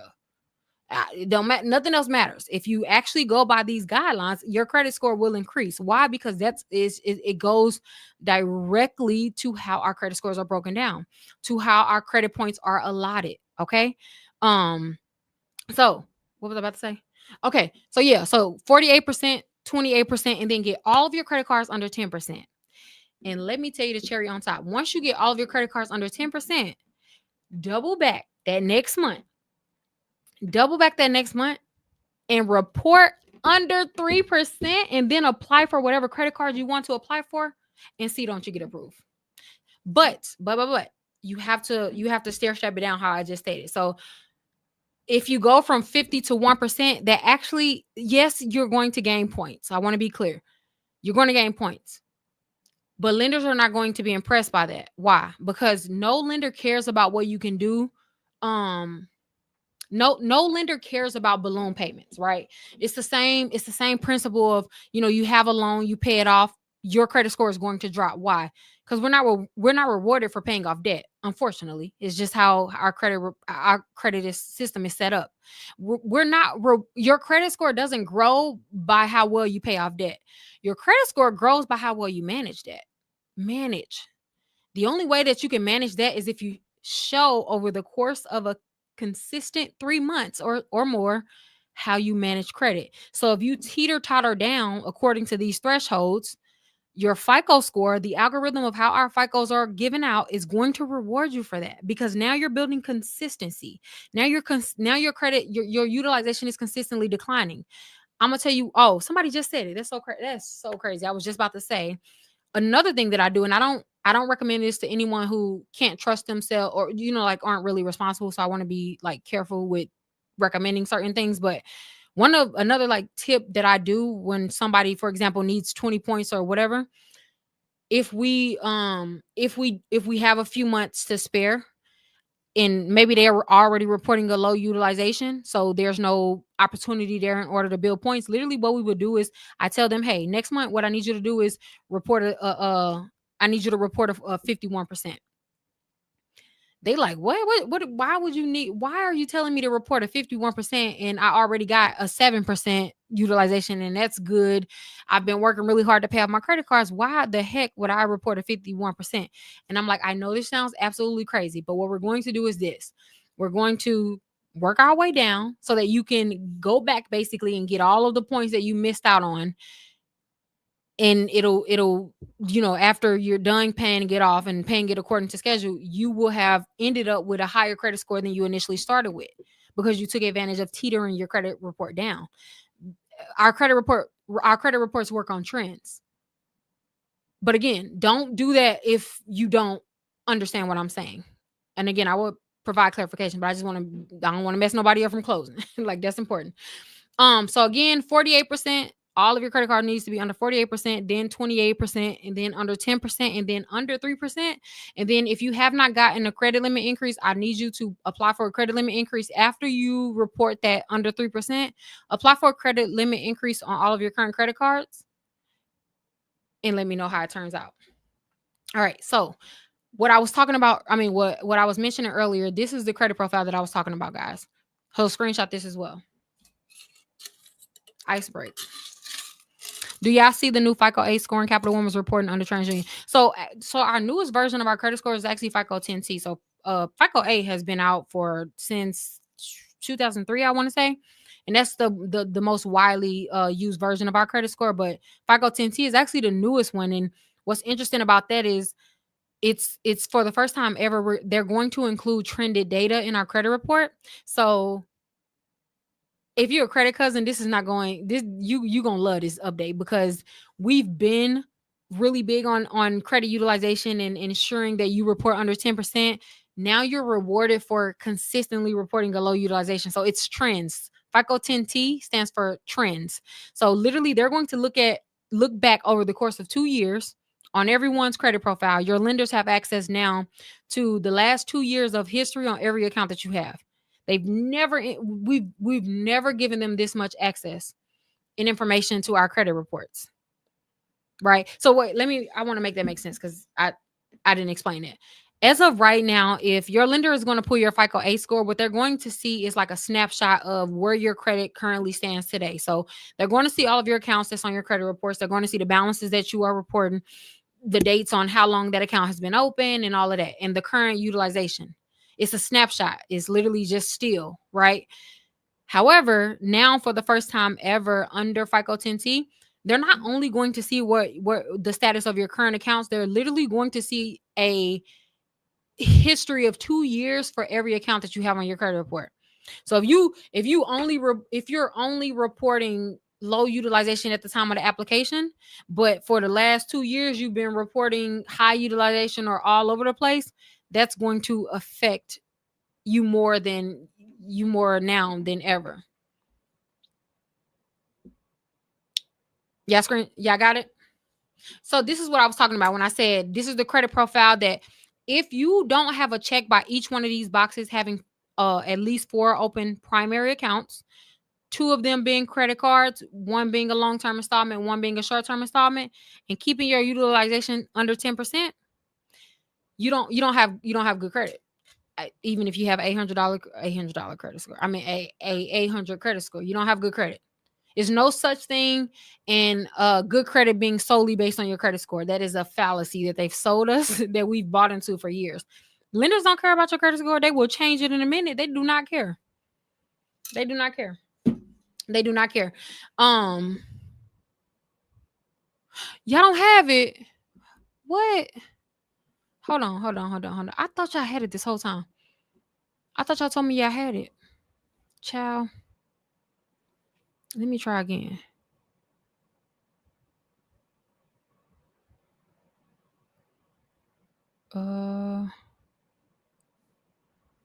Scene. Show window. Show full screen.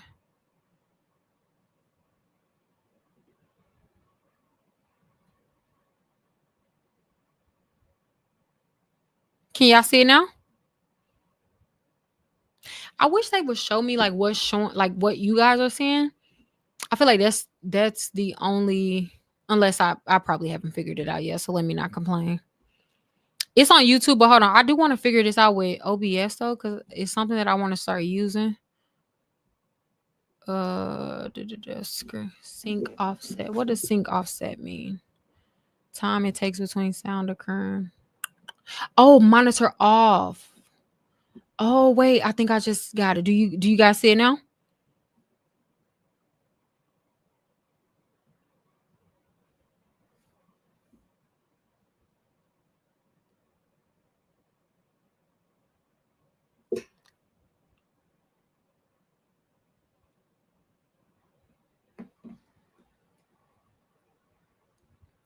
Monitor only, mute output.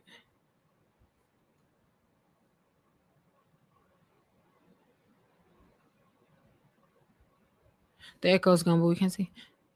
Okay, hold on, y'all. We're gonna figure this out. We really gonna figure this out because I feel like I'm in the ballpark of screen. Don't nobody have experience with OBS? Like nobody? Start window. Are you? I'm using OBS for the first time. Let's see. I really want to figure this out because why is it so confusing? What about now? Can y'all see that? I feel like, why don't they show you, like, why don't they show you the screen like YouTube does?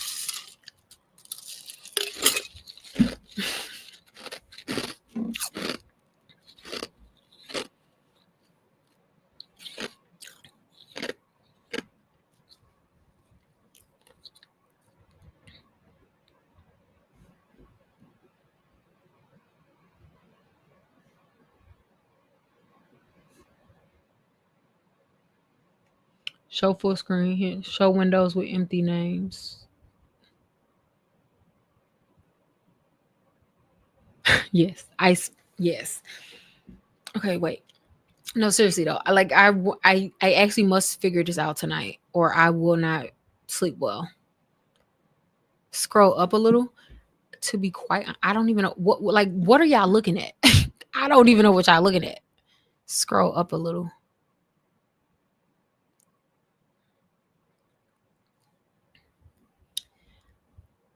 I don't even know what y'all looking at.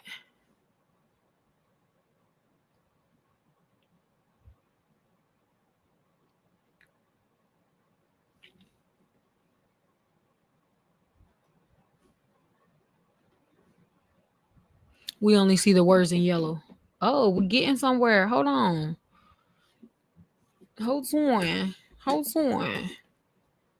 Did it get better? Only 1/4 of the screen. Okay, wait. So that means like that means that it is a small fix. So hold on. Let me see. Window capture. Uh uh what's application capture? Hold on. Because we gonna figure. Wait, it say show full screen. What about now? What about now?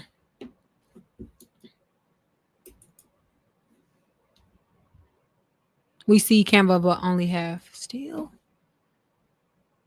no, it's smaller.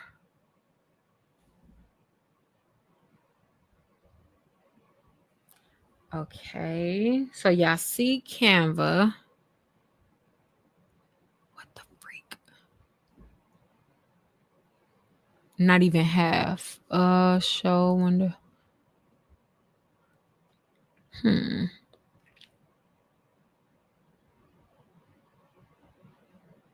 Resize your capture window.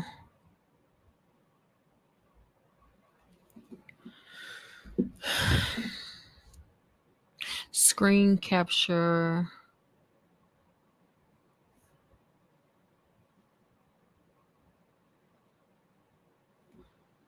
Uh,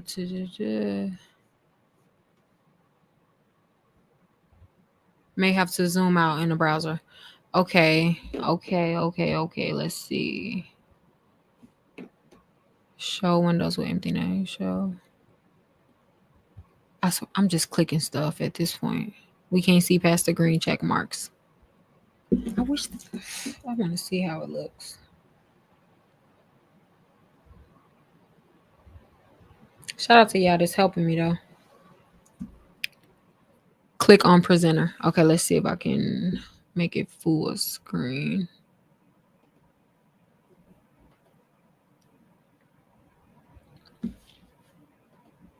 Now?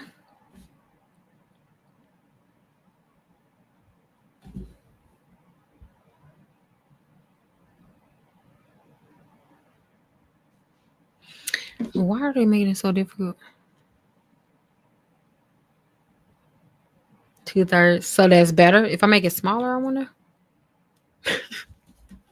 She said, "Girl, no. What just happened? Lord,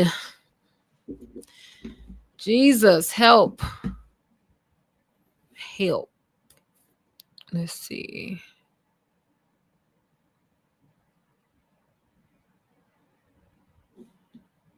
No, it's a little bigger, but still have. Okay. Look. Why don't they show you what you're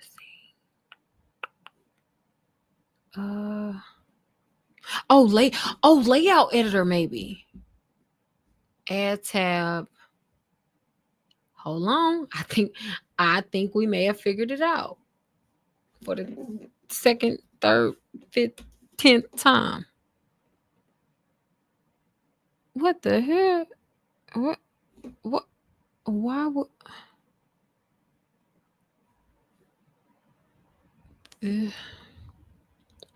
Resize the source in the scene. I don't even see the scene, sis, and I just think that's the issue. Oh wait, here's the scene. Oh no, it's not. Like they're not showing me my live. Like all I see is. Okay, wait. Control plus. Okay. Studio mode. Studio mode.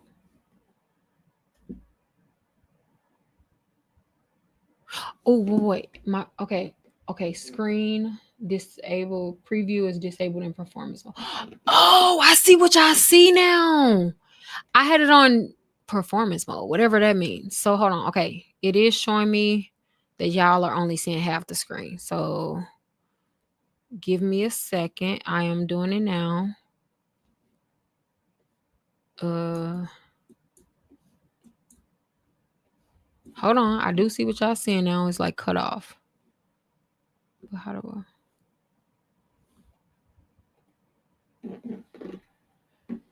Okay, so it says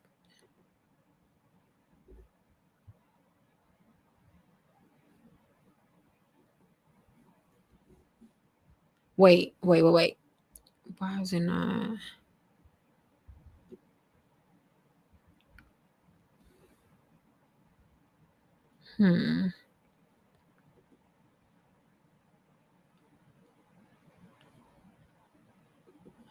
Okay, let me try to just scroll down. Although when I try to scroll down, it doesn't. I do see what y'all saying now though. So hold on, let me because it's letting me edit it. Editor.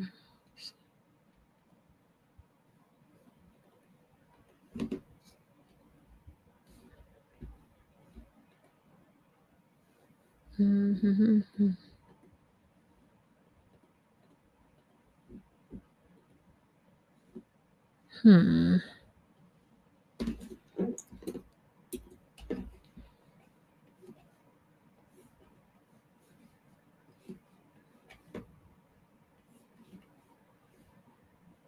I have never dealt with. Are you sure you want to? Oh, yeah, I can see that, right? I mean, it is jumping on the screen. I don't know why. Can y'all see that?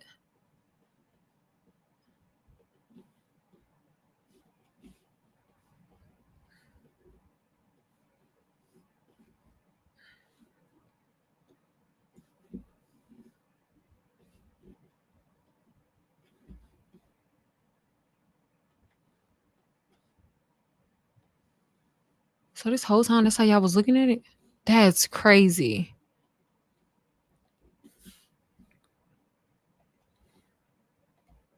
Okay. Okay. I'm making it bigger. I think I figured it out. Child, why would they? I just don't understand why that would even be an option for it to be like that. But okay, like StreamYard makes it very easy. All right, can y'all see that? Child, what in the world? Who designed this interface? Like that's insane. Okay, y'all can see it now. Lord Jesus.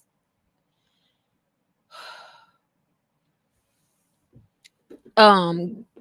Okay, so the whole insane the whole time y'all couldn't see that, but I'm gonna go back to the last slide that I was talking about the thresholds, just so you guys can screenshot. Like insane. I gotta play around. OBS is very advanced. Like it's very advanced. I'm used to StreamYard, which is very user friendly.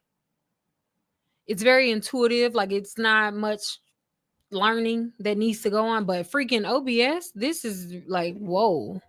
But I mean, okay, I like it. I like it. I just gotta figure out how to do it. Yeah, I can't see now. Okay. Oh, cause okay. I got y'all though. Don't even worry. Y'all's easy. StreamYard easy. Yeah, we good.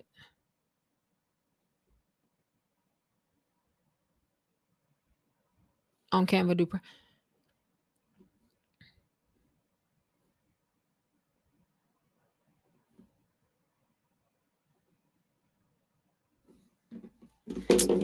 Look at us. We figured it out together. Move over some.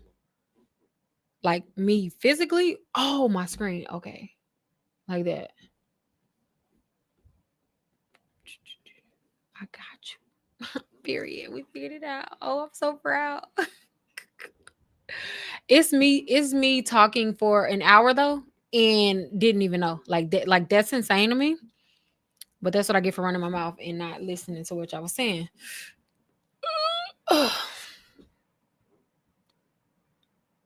And yeah, y'all know what? I just realized. So I'm on the website, right? Like the Stream Lab, and I think because I didn't download the app until until just now.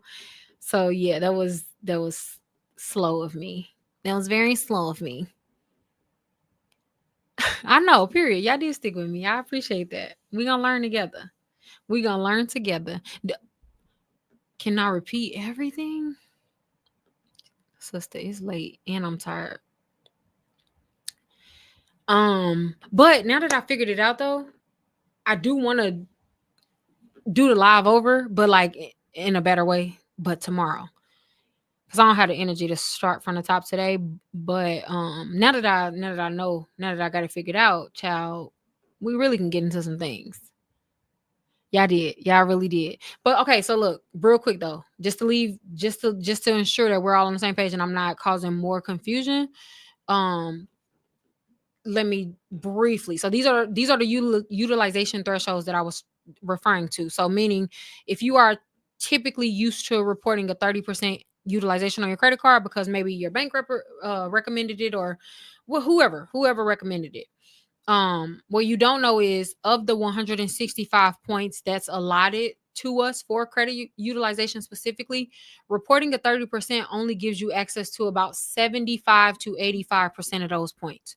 So that means that you reporting a 30%, something that we've grown and all been taught to report, we are literally giving up about over 100 points, or 90, about 90 points that we can have, that we literally can have in our possession right now today.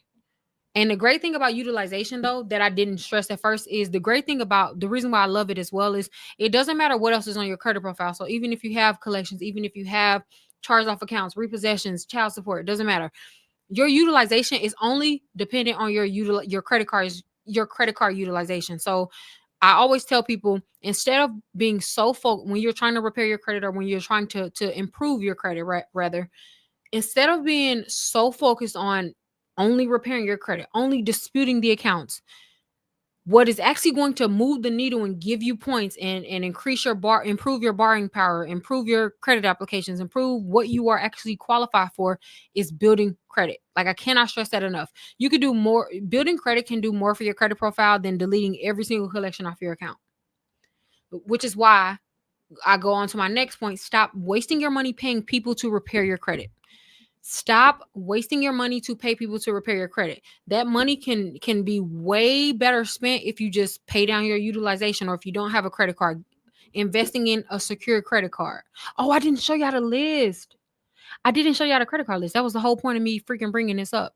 So again, if y'all didn't get this, screenshot this. This is the credit profile that everybody needs to have. If you don't have this credit profile, then you don't have good credit, even if you have a $800 credit score.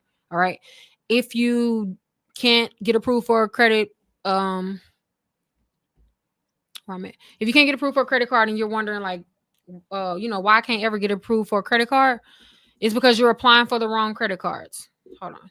I gotta exit out of full screen and look this way. I know I didn't. I mean, I know I had to include the list. Ain't no way. Oh, here we go. Oh, Jesus. Why I look at this slide? Because I really, I want to go over it, but then I also don't. I also don't. Listen, real quick, because I do got to, I can't not say this. Before you apply for a credit application, whether that is a credit limit increase or you are just applying for a credit card for the first time, if you want the best chances in getting approved for a credit card at a good limit, you need to make sure that you have a open checking account and an open savings account. And hear me when I say this. Here is a trick, a tip. Have a open checking and an open savings at a nationally recognized bank. So it can't be like, only having a cash app or only having whatever the banks are, right? You need to have a bank account. If you are a person who can't get a bank account, maybe you're in EWS, maybe you are in check systems, you need to be disputing those accounts, but we'll talk about that on another live. Even if that is you, go to a second chance bank account, namely Capital One. Capital One offers an account to anyone. They don't check EWS, okay? Um Establish a bank account, a checking and a savings. Here is a tip. Your savings account, make sure you have at least $10 in there. $10 in there. Do not take that $10 out. Why? Because whenever you do a credit limit or a credit card application, a bank is going to see if you have an open checking account and an open bank account. If you've ever done a credit card application, they actually ask you, they'll say, hey, do you have a checking or do you have a savings or do you have a checking and savings? What you don't realize is once you choose that you have a checkings and savings, number one, that gives you more points, meaning, okay, you've passed the first test, now you move on to the next one to see if you are approved and for what you're approved for. Those who have a checking and a savings and a funded savings account, you automatically are given more points. Your application is literally given more points for having a check-in and funded savings. The only thing that you need in that savings account in order for it to be considered funded is $10, guys. They can't see the number in your bank account. That's illegal. So your bank is not going to report that you have $27 in a savings account. That's illegal. All they can report is if that account has overdrawn within the last 12 months, the current status of it. So if it's funded, if it's at zero, if it's negative, if it's at zero, or if it's funded. A trick: if you have at least $10 in a savings account for more than 45 days, it is going to say that you have a funded savings account. That is, I promise you, if you've ever done a credit application and you only chose checking account or you only chose checking, or let's just say you lied and put checking and savings account. First of all, in 2025 with LexisNexis and all these other third-party companies that report this information, they, even if you told them that you have a checking and savings, if they can't find it in the registry, then you get points dinged. You get points docked. Okay. So don't lie about it. Actually open up a checking and savings so that you can qualify your own application. So you qualify your own. I'm telling you, these are the small changes that will absolutely make a difference in your credit applications. Again, if you're a person that can't ever get approved for more than a X amount of dollars, it's because I promise you, it's probably something with your application that you aren't aware, that's communicated to the lenders. Have a checking and funded savings. I promise you, there's nothing better than for a credit card application. $10. You have to, but it has to like that $10 you can't touch. Like you have to leave it in your savings account. Don't transfer it. At least $10. So if maybe have $100 in there and you spent 90 of it, that ain't nobody business. Nobody cares. But I need you to leave that 10. I need you not to touch that $10. I need you not to touch that $10. I don't care if you're down to your last meal, eat some noodles. Like, we got to learn how to struggle again. Like, people, yeah, we going too crazy. Ain't no way. It's no way. You can absolutely get $10 and leave it in your savings and suffer without $10. Like, really, truly. Seriously. Like, all jokes aside. Leave that $10 alone. I don't care how bad you want Chick-fil-A. I don't care. Leave that. And another thing is, if you leave that $10 in there and you have a funded savings account for more than 6 months, guess what that communicates to lenders? Not only do you have a savings account, not only do you have a checking account, but you are a person that routinely keeps their savings accounts. You like, you're not if you, number one, if you don't have a savings account that they can find, you automatically don't qualify for the highest limit credit card that your profile would have qualified you for. That your own profile would have qualified you for had you have a savings account. Because if you're only dependent on your checking account, guess what that says to lenders? This person at any point can be overwhelmed by their finances, can be tied up financially, and they don't have a buffer. There's no buffer. So if something happens, if something comes up, then it is a high chance that this person will not be able to pay us. You know what mitigates that risk for them is if you have a savings account, because that's money that's left untouched, is not assigned to anything as far as they know, and they can look at your profile and look at your finances and say, well, if something does happen, if this person does lose their job, we can see that they've maintained a funded savings accounts for more than 6 months. So I mean, at the very end of the day, they have some buffer, that they didn't touch that. And it only takes $10 freaking dollars, guys. $10. In order for early warning systems or check systems to report that you have a funded savings account, you only got to have $10. I remember the first time you told me this hack, I literally did it that following month, and my credit limit increase. And I finally got approved for my credit limit increase that I had been denied for 2 years with Discover. I will tell you a joke, but I promise you I will never tell you a lie. I I will not. I will not. That's why I say always just test it. Test it and call me a liar. I love it. I love it. Can Princess, what was your question? I ain't see it. What time is it? Oh, it's freaking 11. We good. Yeah, I'm gonna take it. Oh. I keep forgetting. Why y'all keep letting me forget? Here's the list. So if you have bad credit, get one or two of these cards on the subprime list. Subprime cards are for individuals with bad credit, meaning that it doesn't matter if you have a $300 credit score. I mean, $300. A 300 credit score, your credit score is not what qualifies you for a subprime card because it's tailored to individuals with bad credit. What I want you to understand is getting a subprime card, don't expect the high limit, don't expect it to graduate. Most likely that's going to be a card that in 6 months you're probably going to hate. Oh well, that is not the card that you're going to ball out on. No, that card is only there to serve one purpose: to report to all three credit bureaus and to report that you are to actively build credit history on revolving accounts, on revolving trade lines, which is a credit card. Okay, that's all you need them to do. That's all you need them to do. You don't need a credit limit increase with a subprime card. Don't even waste your time asking these people for no credit limit increase. The interest is going to be high as hell. Therefore, why don't carry a balance? Do not carry a balance on a subprime card. There's no way that you are going to go to American Express and you have these two subprime cards on your credit report that is maybe $500 or $200, and you are reporting a 30% or 40% utilization. If they see that you cannot responsibly manage $500, you think them people going to approve you for a $20,000 trade line or a $50,000 trade line if they see you cannot manage 500? That is a big mistake that I see so many people make on a daily basis. My golden rule, I don't care. A subprime card and a starter card, those are the cards that I don't allow you to carry a balance. Not I don't allow, but I'm just saying, like, I don't recommend ever to carry a balance on those cards.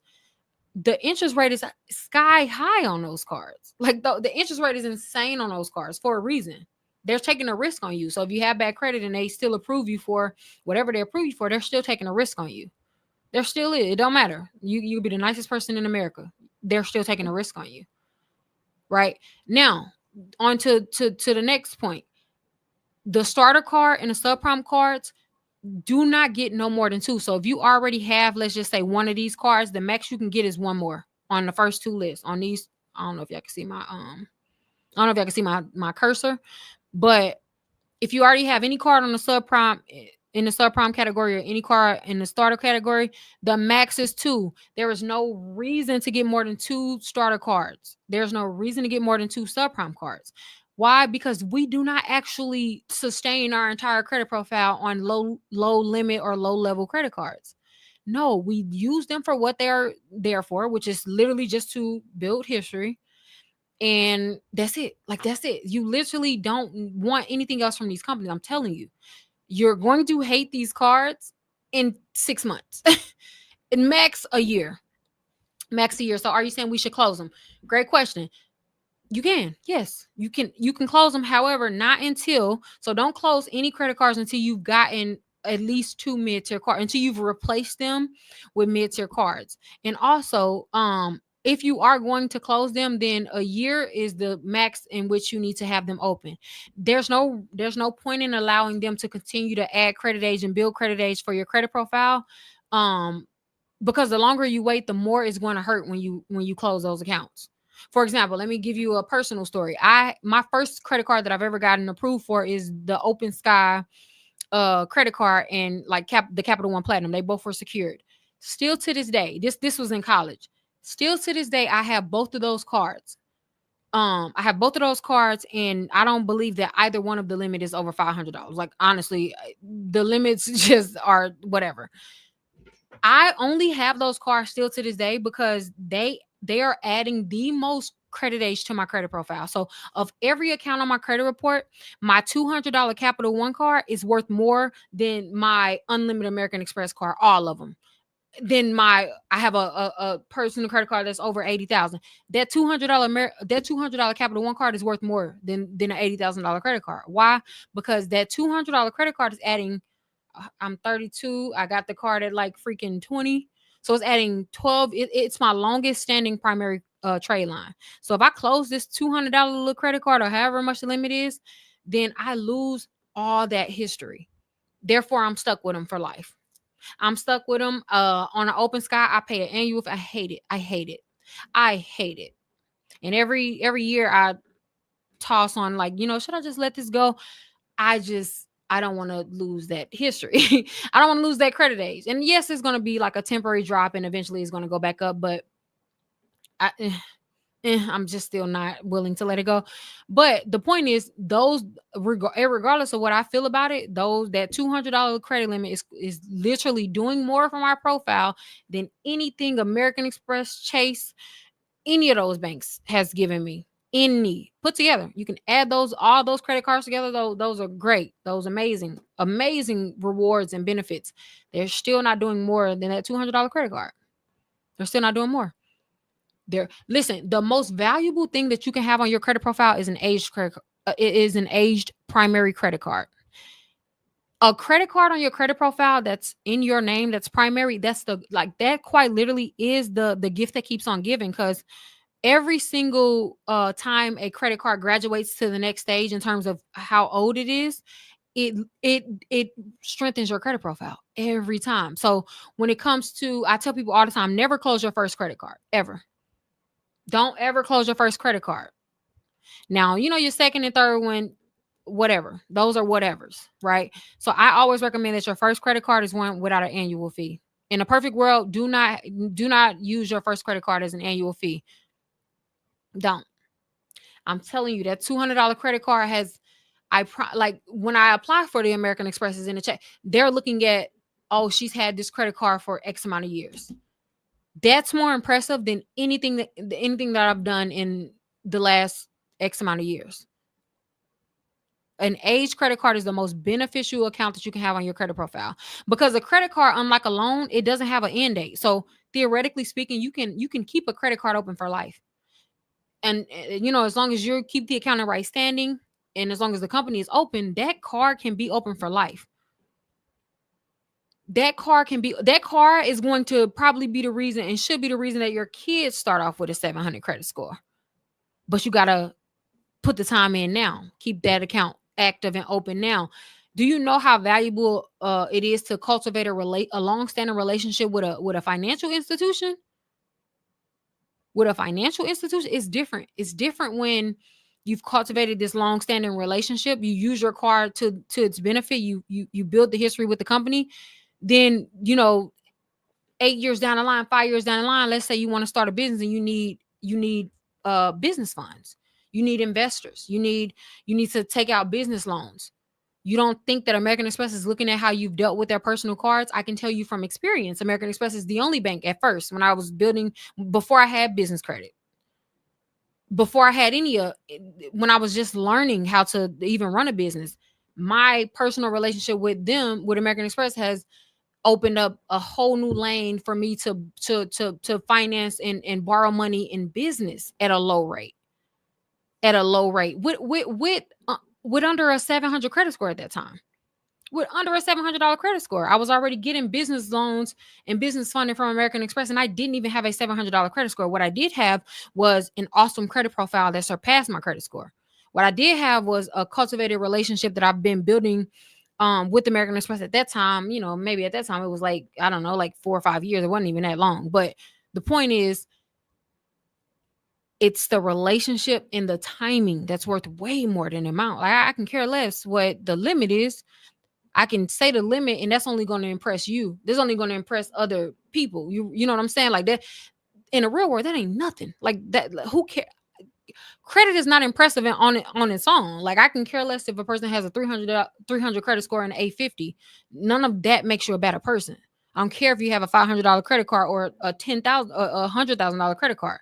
Neither of those is going to, like, I don't care about it, right? However, when it comes to that relationship and when you understand how money works, that I feel like I'm ranting now, but I'm telling you, like, that's what I do it for, because that's what in our lane, and that's what in our for us, that's what we're missing. Like, that's what we're not taught as kids. You know what I'm saying? Like, that's what we're not grown up learning about. Like, those are the things that is just like, you starting a business and you don't know that you can go to these institutions and get a loan and get funding without having to pay a 28% interest rate. My first car was a 28% interest rate. I thought that shit was normal. I thought it was normal. Like, that's crazy. The last car that I bought, which was years ago, because I don't care about cars, but my first car was a 28%. The last car I bought was a 0.1% interest rate. That's the difference. That's the difference that knowledge makes. It's just like, we don't know because we don't learn about these things. We think that having credit is just to get a high credit limit. We think that having credit is to freaking get a car or get a credit. You know what I'm saying? It's just like, no, it's so much more. Like, certainly we ain't doing it just for a $10,000 credit limit. If that's the case, go to Navy Federal. They're gonna give you a 20K with a $500 credit score. But that's the only place that's gonna give you, Navy Federal good for the 20K. They good for approving somebody with a 20K. I'm telling you. But I'm saying, like, if you want real funding and like you actually want to change your financial trajectory, I'm get your credit in order. Get your credit, like, start taking credit more serious. And another thing, quit getting those Affirm accounts. Like, I'm sorry. We've all had our share of, those buy now, pay later accounts. Y'all, as of last year, they started reporting it on credit reports. I can't tell you how often I see those accounts on credit reports. And those are considered low level accounts, y'all. So if you're constantly doing, now, don't hear what I'm not saying. I'm not saying that you can never use Klarna or like whatever the other company's name. But understand that when you are choosing the option to finance for more than the 4 payments, they give you an option to pay back in 4 payments.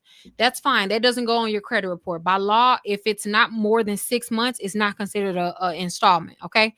So as long as you stick to the I'll pay you back in 4, nobody would ever know in terms of your credit. The second that you start choosing that 6-week option, that 8-week, 12 weeks, or whatever the amount is, those go on your credit report. And before y'all say, because I know it's coming, oh, it's not on my credit report. Let me tell you, if you think that TransUnion, Experian, and Equifax, the 3 major credit bureaus, are the only companies that are reporting your financial activity, you're not a fool in a mean way, but for the plot, you're a fool. You're a fool. I love you, but you're a fool. Let me tell you, it's so many companies that we don't care to know about, or that we just don't know about, that exist in the shadows and that contain and report so much information about us. Way more. Number one, LexisNexis, for example, they are a company that has way more information on you than the credit bureaus will ever have access to. Ever. If you think that you've gotten away with something, if you think that these companies don't know what you're doing, you're a fool. Just because it's not on your credit report, the major credit bureaus do not think that lenders don't know that it's there. It's the reason that we have all these different sectors of credit reports, right? So if you've gotten evicted in the past, if you have let's just say left damage to an apartment complex or whatever, you may not see the eviction on your credit report, but pull your rental history report. It's the reason why you can't get approved for an apartment. Why? Because you thought, because it didn't report to TransUnion, Equifax, and Experian, that's all you had to worry about. No, it's a such thing as rental reports. Speaking of, if you've ever had an eviction, before you go and rent another apartment, go clean your rental reports. They're all governed under the same body of laws, the FCRA and the FDCPA. So meaning you can dispute those reports. They have to give you a copy of your credit report. I mean your consumer report every year for free, no questions asked. If you've had an eviction, you need to pull LexisNexis. You need to pull TransUnion Rental Services. This a whole nother. I don't want to have to go down this. I don't even know how we just got on rental. My bad. My bad. That's a whole nother life.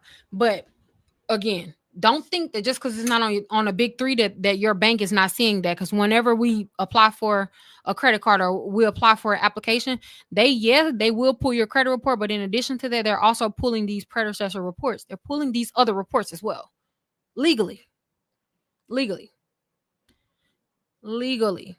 I'll again, I don't want to have to we'll do a different live about the third party bureaus. And I have a video on my YouTube, but if you don't pull any other report, I need everybody tomorrow to go request their LexisNexis report. Even if your credit is good, everybody needs to go request their LexisNexis report. It's free. Number one, it's free. So I mean, you ain't losing nothing by doing it. Go and request your LexisNexis report when it comes in the mail. When it comes in the mail, see don't your mouth drop with how much information that they have on you. They LexisNexis on average, and this is their words when in their most recent class action lawsuit, LexisNexis on average has over, hear me, LexisNexis on average has over 356 points of information on every consumer in the United States above the age of 20. And ask me how much the credit bureaus got. The credit bureaus on average only has about 52 points of information on the average consumer. LexisNexis has over 300. Who do you think the credit bureaus get the information from? If you file bankruptcy, the credit bureaus aren't privy to that. They're not talking to the courthouse. LexisNexis is the one that sells them that information. If you only worried about the credit bureaus, then you, child.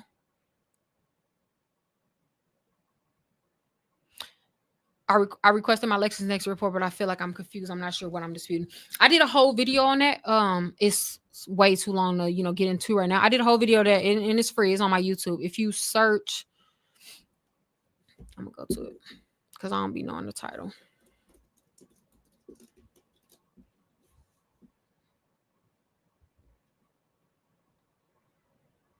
Wait, can y'all see this? Oh, hold on.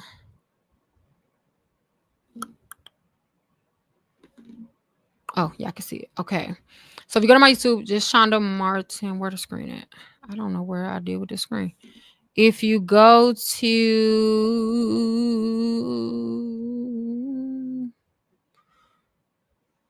oh Lord,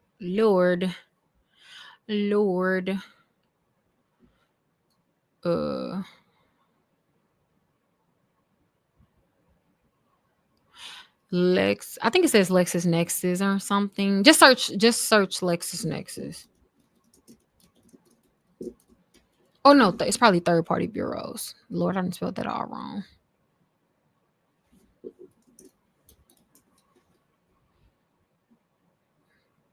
I have so many. Here we go. The third party agencies. By the way, y'all need to go watch Credit Boot Camp. I listed it on my YouTube page for free because I wanted it to be accessible to everyone. It is a 6-week course, 6-week course. And it teaches you everything that you need to know about credit, from the basics to closing on a home to wherever you're trying to get with their credit profile. So it is called Credit Bootcamp. Here's week 1. Again, that's credit score basics. Then we have week 2, that's credit reports 1-on-1. And we talk about everything that you need on your credit report versus everything that you don't. Starting with personal information, how important personal information is, how important cleaning your personal information is, all of that. Week 3 is charge-offs and collections. Week 4, we deal with the third. Oh, there we go. We deal with the third-party agencies and their secret role that they play in your life, aka they are literally your stalkers. They are your legal stalkers. And then week 5, we talk credit cards, and then week 6, we talk. Oh, maybe it's only 5, so it's 5. But go and watch Credit Bootcamp, yeah. Highly recommend, especially if you find yourself still lost in regards to credit. And we kind of get on here and we casually talk about things, but like if you want like a actual webinar style and really want to understand how credit works and how to build credit, and you tired of paying people every 6 months to repair your credit, stop wasting your money. Like literally just, you have to learn about credit, because the most you can do is pay somebody to repair your credit, to dispute your bad accounts, but you can't pay anyone to build your credit. So you can get every collection and every bad item from your credit report removed, and you still won't have good credit. The absence of collections does not qualify good credit. The absence of negative accounts does not equal good credit. Good credit, the only way that you can have good credit is if you build good credit. If you build a great credit history, that's the only way. You cannot dispute your way to good credit. I want to be very clear. As a person who is in the industry, who has repaired, offered the service for a very limited amount of time, um hear me like truly, and I'm not knocking every credit repair specialist, because there are some that are amazing, but the point is, the most that they can do is dispute the accounts and potentially get it removed. But then what?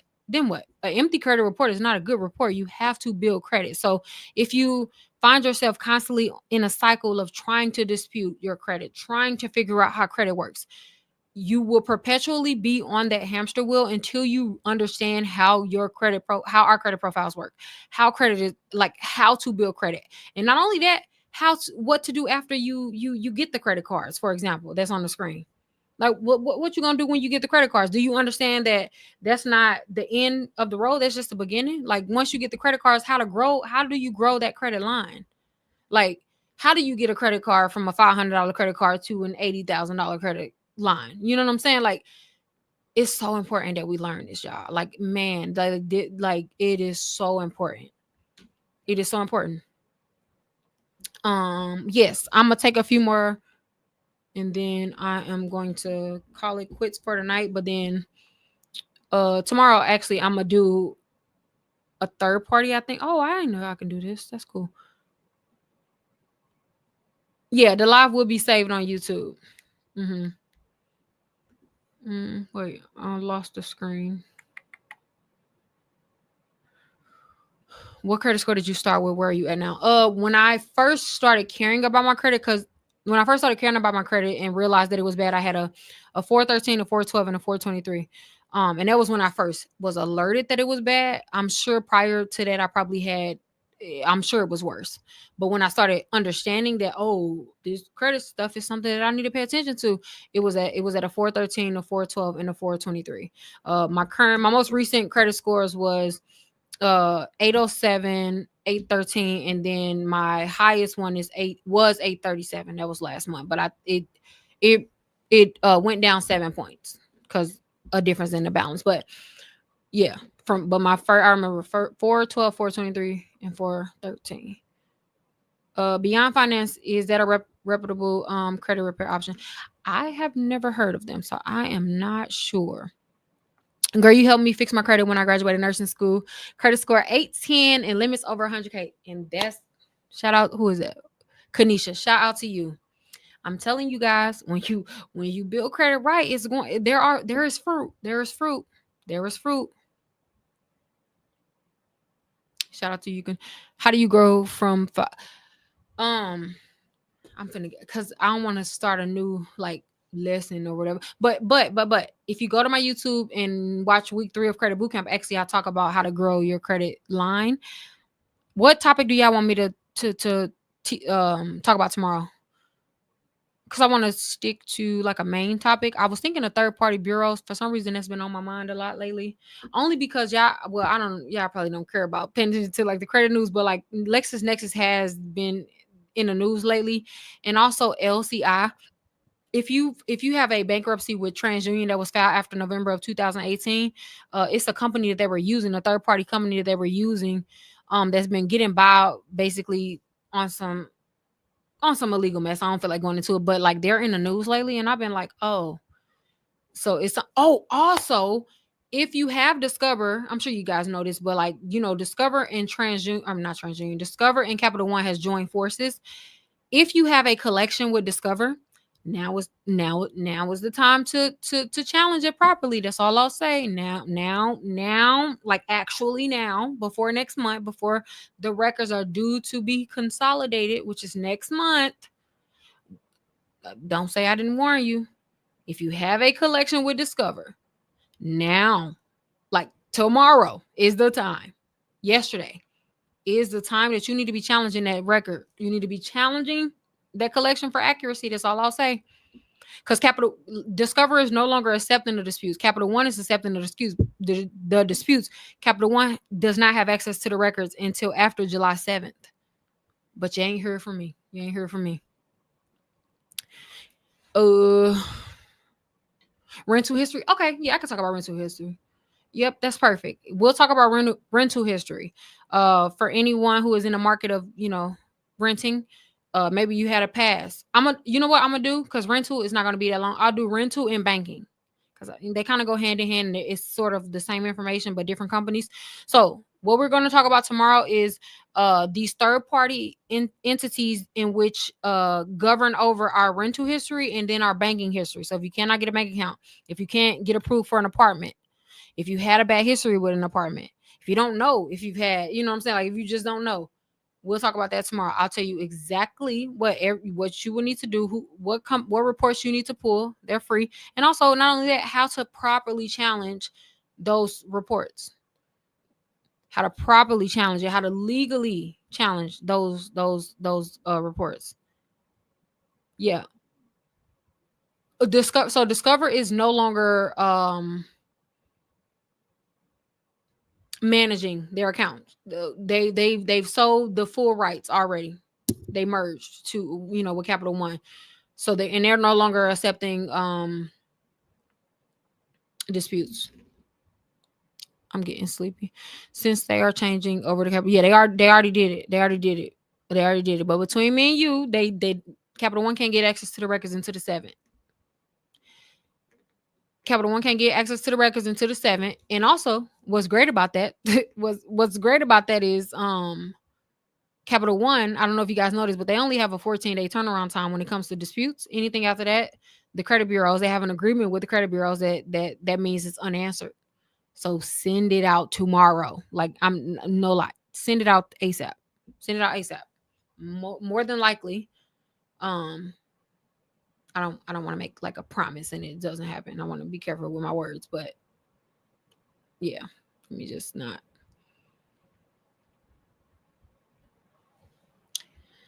I met you through my real estate agent, been following you ever since. You literally are the reason I closed in February of last year. Shout out to you. Who's your realtor? Which one? What state are you in too?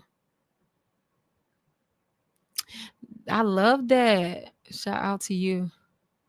Should we close Discover CC if we have Capital One? No, you don't have to close it. So they're transferring over. So if you have the card now, they'll honor it. Later on down the line, it's like Capital One probably will change the name, but like you still have that account. No, don't close it.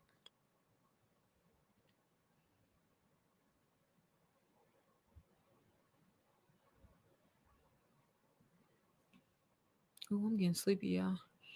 I gotta get in 5 hours. I'm in STL and I want to buy a home. I don't know where to start. Shout out to the loop. I'm from the loop and I'm proud. Shout out to you, Annie. I'm in STL and I want to buy a house. I don't know where to start or who to talk to. I have a home ownership masterclass for free on my YouTube channel as well. And that's another webinar that I want to do soon because there's a little bit of new information when it comes to purchasing a home. But for the time being, I did list the full webinar on home ownership on my YouTube page, but we'll definitely talk about that more for sure because there are some few changes within the mortgage industry. Yes, I'm from St. Louis, born and raised in St. Louis. All my people still live in St. Louis. I mean, I live in Dallas now, but born and raised in St. Louis, like that's home. Shauna, will you discuss how to clear my auto insurance profile to lower my insurance rate? Yeah, to tomorrow. Well, I didn't say we was gonna talk about insurance, but like that's it all go into the third parties. So I certainly will go over that. Okay, so before we get out of here, y'all, because y'all gotta go to bed. Like y'all ain't tired. Hold on. What I wanted to show. Just because we discussed credit cards today, I can't leave without knowing that you guys know how to understand how to pay a credit card. I'm not gonna go over it, but I just want you guys to screenshot it. Just And if you have a question about it or whatever, come back tomorrow and let me know. Because if there is not one thing that I will explain until my tongue and mouth turns blue, it's how to pay a credit card properly. It's how to properly pay your credit card. Because no, it's not as simple as just paying on your due date. No, that's not how credit cards work. I don't have the energy to get all into it right now, but just screenshot this just to, have. This is how to properly pay a credit card, in which you can use your credit card. It can be useful. You can, gain points and all of that, right? Rewards, but also your credit score is not suffering from it. So when I say report under 10% utilization, I don't mean that you can only use 10% of your credit card. No, that's not actually what I mean. It's not actually how credit cards work. You could use 100% of your credit card. Yes, I said that. However, you just have to understand when you need to pay it off by, so that it does not affect your credit, so that you're not reporting a high usage or utilization. Okay. There is a difference, and it is very specific. Okay. Yeah, we'll go over that again. If y'all have questions, I promise you, y'all can ask me that 1,000 times and I'm gonna answer it 1,001 times. It is so important that we know how to pay a credit card properly. Just screenshot that, please, because it would have drove me crazy. I would have been thinking like, wait, I didn't go over that. But I am gonna get up for y'all because I am tagged. Girl is tagged. I have to get up early. You should say double tap the screen. Oh yeah, I do gotta start saying that. Huh? I want to get the little things, the little pop-up things that people be having. But yeah, well, I'm finna get off, so I don't know if it counts still. But I'm gonna say it tomorrow, because I'm gonna be in my influencer bag tomorrow. Because now that I know how to use OBS, y'all can't tell me nothing. Okay, but look, real talk though. All jokes aside, tomorrow I am gonna do a full lesson, like an actual webinar. In regards to the third party entities, rental history, banking history, what was the third one we said? So if you have public records, any errors in your banking history, if you can't get a bank account, if you can't get an apartment, if you file bankruptcy, if your car insurance is high, which everybody's is high, but if your car insurance is high, come back tomorrow. Make sure you come back tomorrow, because we're going to talk about who is the culprit behind all of that, what you can do about it, what are your rights, your consumer rights that you probably aren't aware of, and also how to properly challenge it. And not only how to challenge it, but I'm gonna show you guys the letter to send. Literally, like, screenshot it and go on your merry way. And I ain't even gonna ask you for no dollar. I ain't gonna ask you for nothing. But I am going. No. I take that back. I am gonna ask you for something. But the only thing I'm gonna ask you for is to apply whatever we are saying. That's it. That's it. Actually apply it, and that's literally the best thing you can do. That's the best thing you can do for me. Apply it, and then tell a friend to tell a friend. Tell your cousin. Tell your sister, so that the home ownership rate in the Black community is not at a 3%. It's not at a 7%, and others are at a 87%. No, we actually have to change that. So whatever you learn here, pass it on. That's it. Okay. So I'm gonna come back live tomorrow at 7:30 p.m. I'm Central. I keep forgetting I'm Central now. I'm Central. So yeah, I'm gonna come back. Yeah, meet me here. I'm gonna be on TikTok, and I do want to talk about that pretty gorge Mohila class action. I gotta wait till tomorrow, because I don't want to go on a whole rant. But I have a lot to say about that, actually. Okay, so I'm gonna see y'all at 7:30. All right, see y'all at 7:30 tomorrow. Yeah, I'm gonna holler at y'all. How the hell do I end this? Hold on. Let's see. All right, bye y'all. And did it end? This should not be the difficult.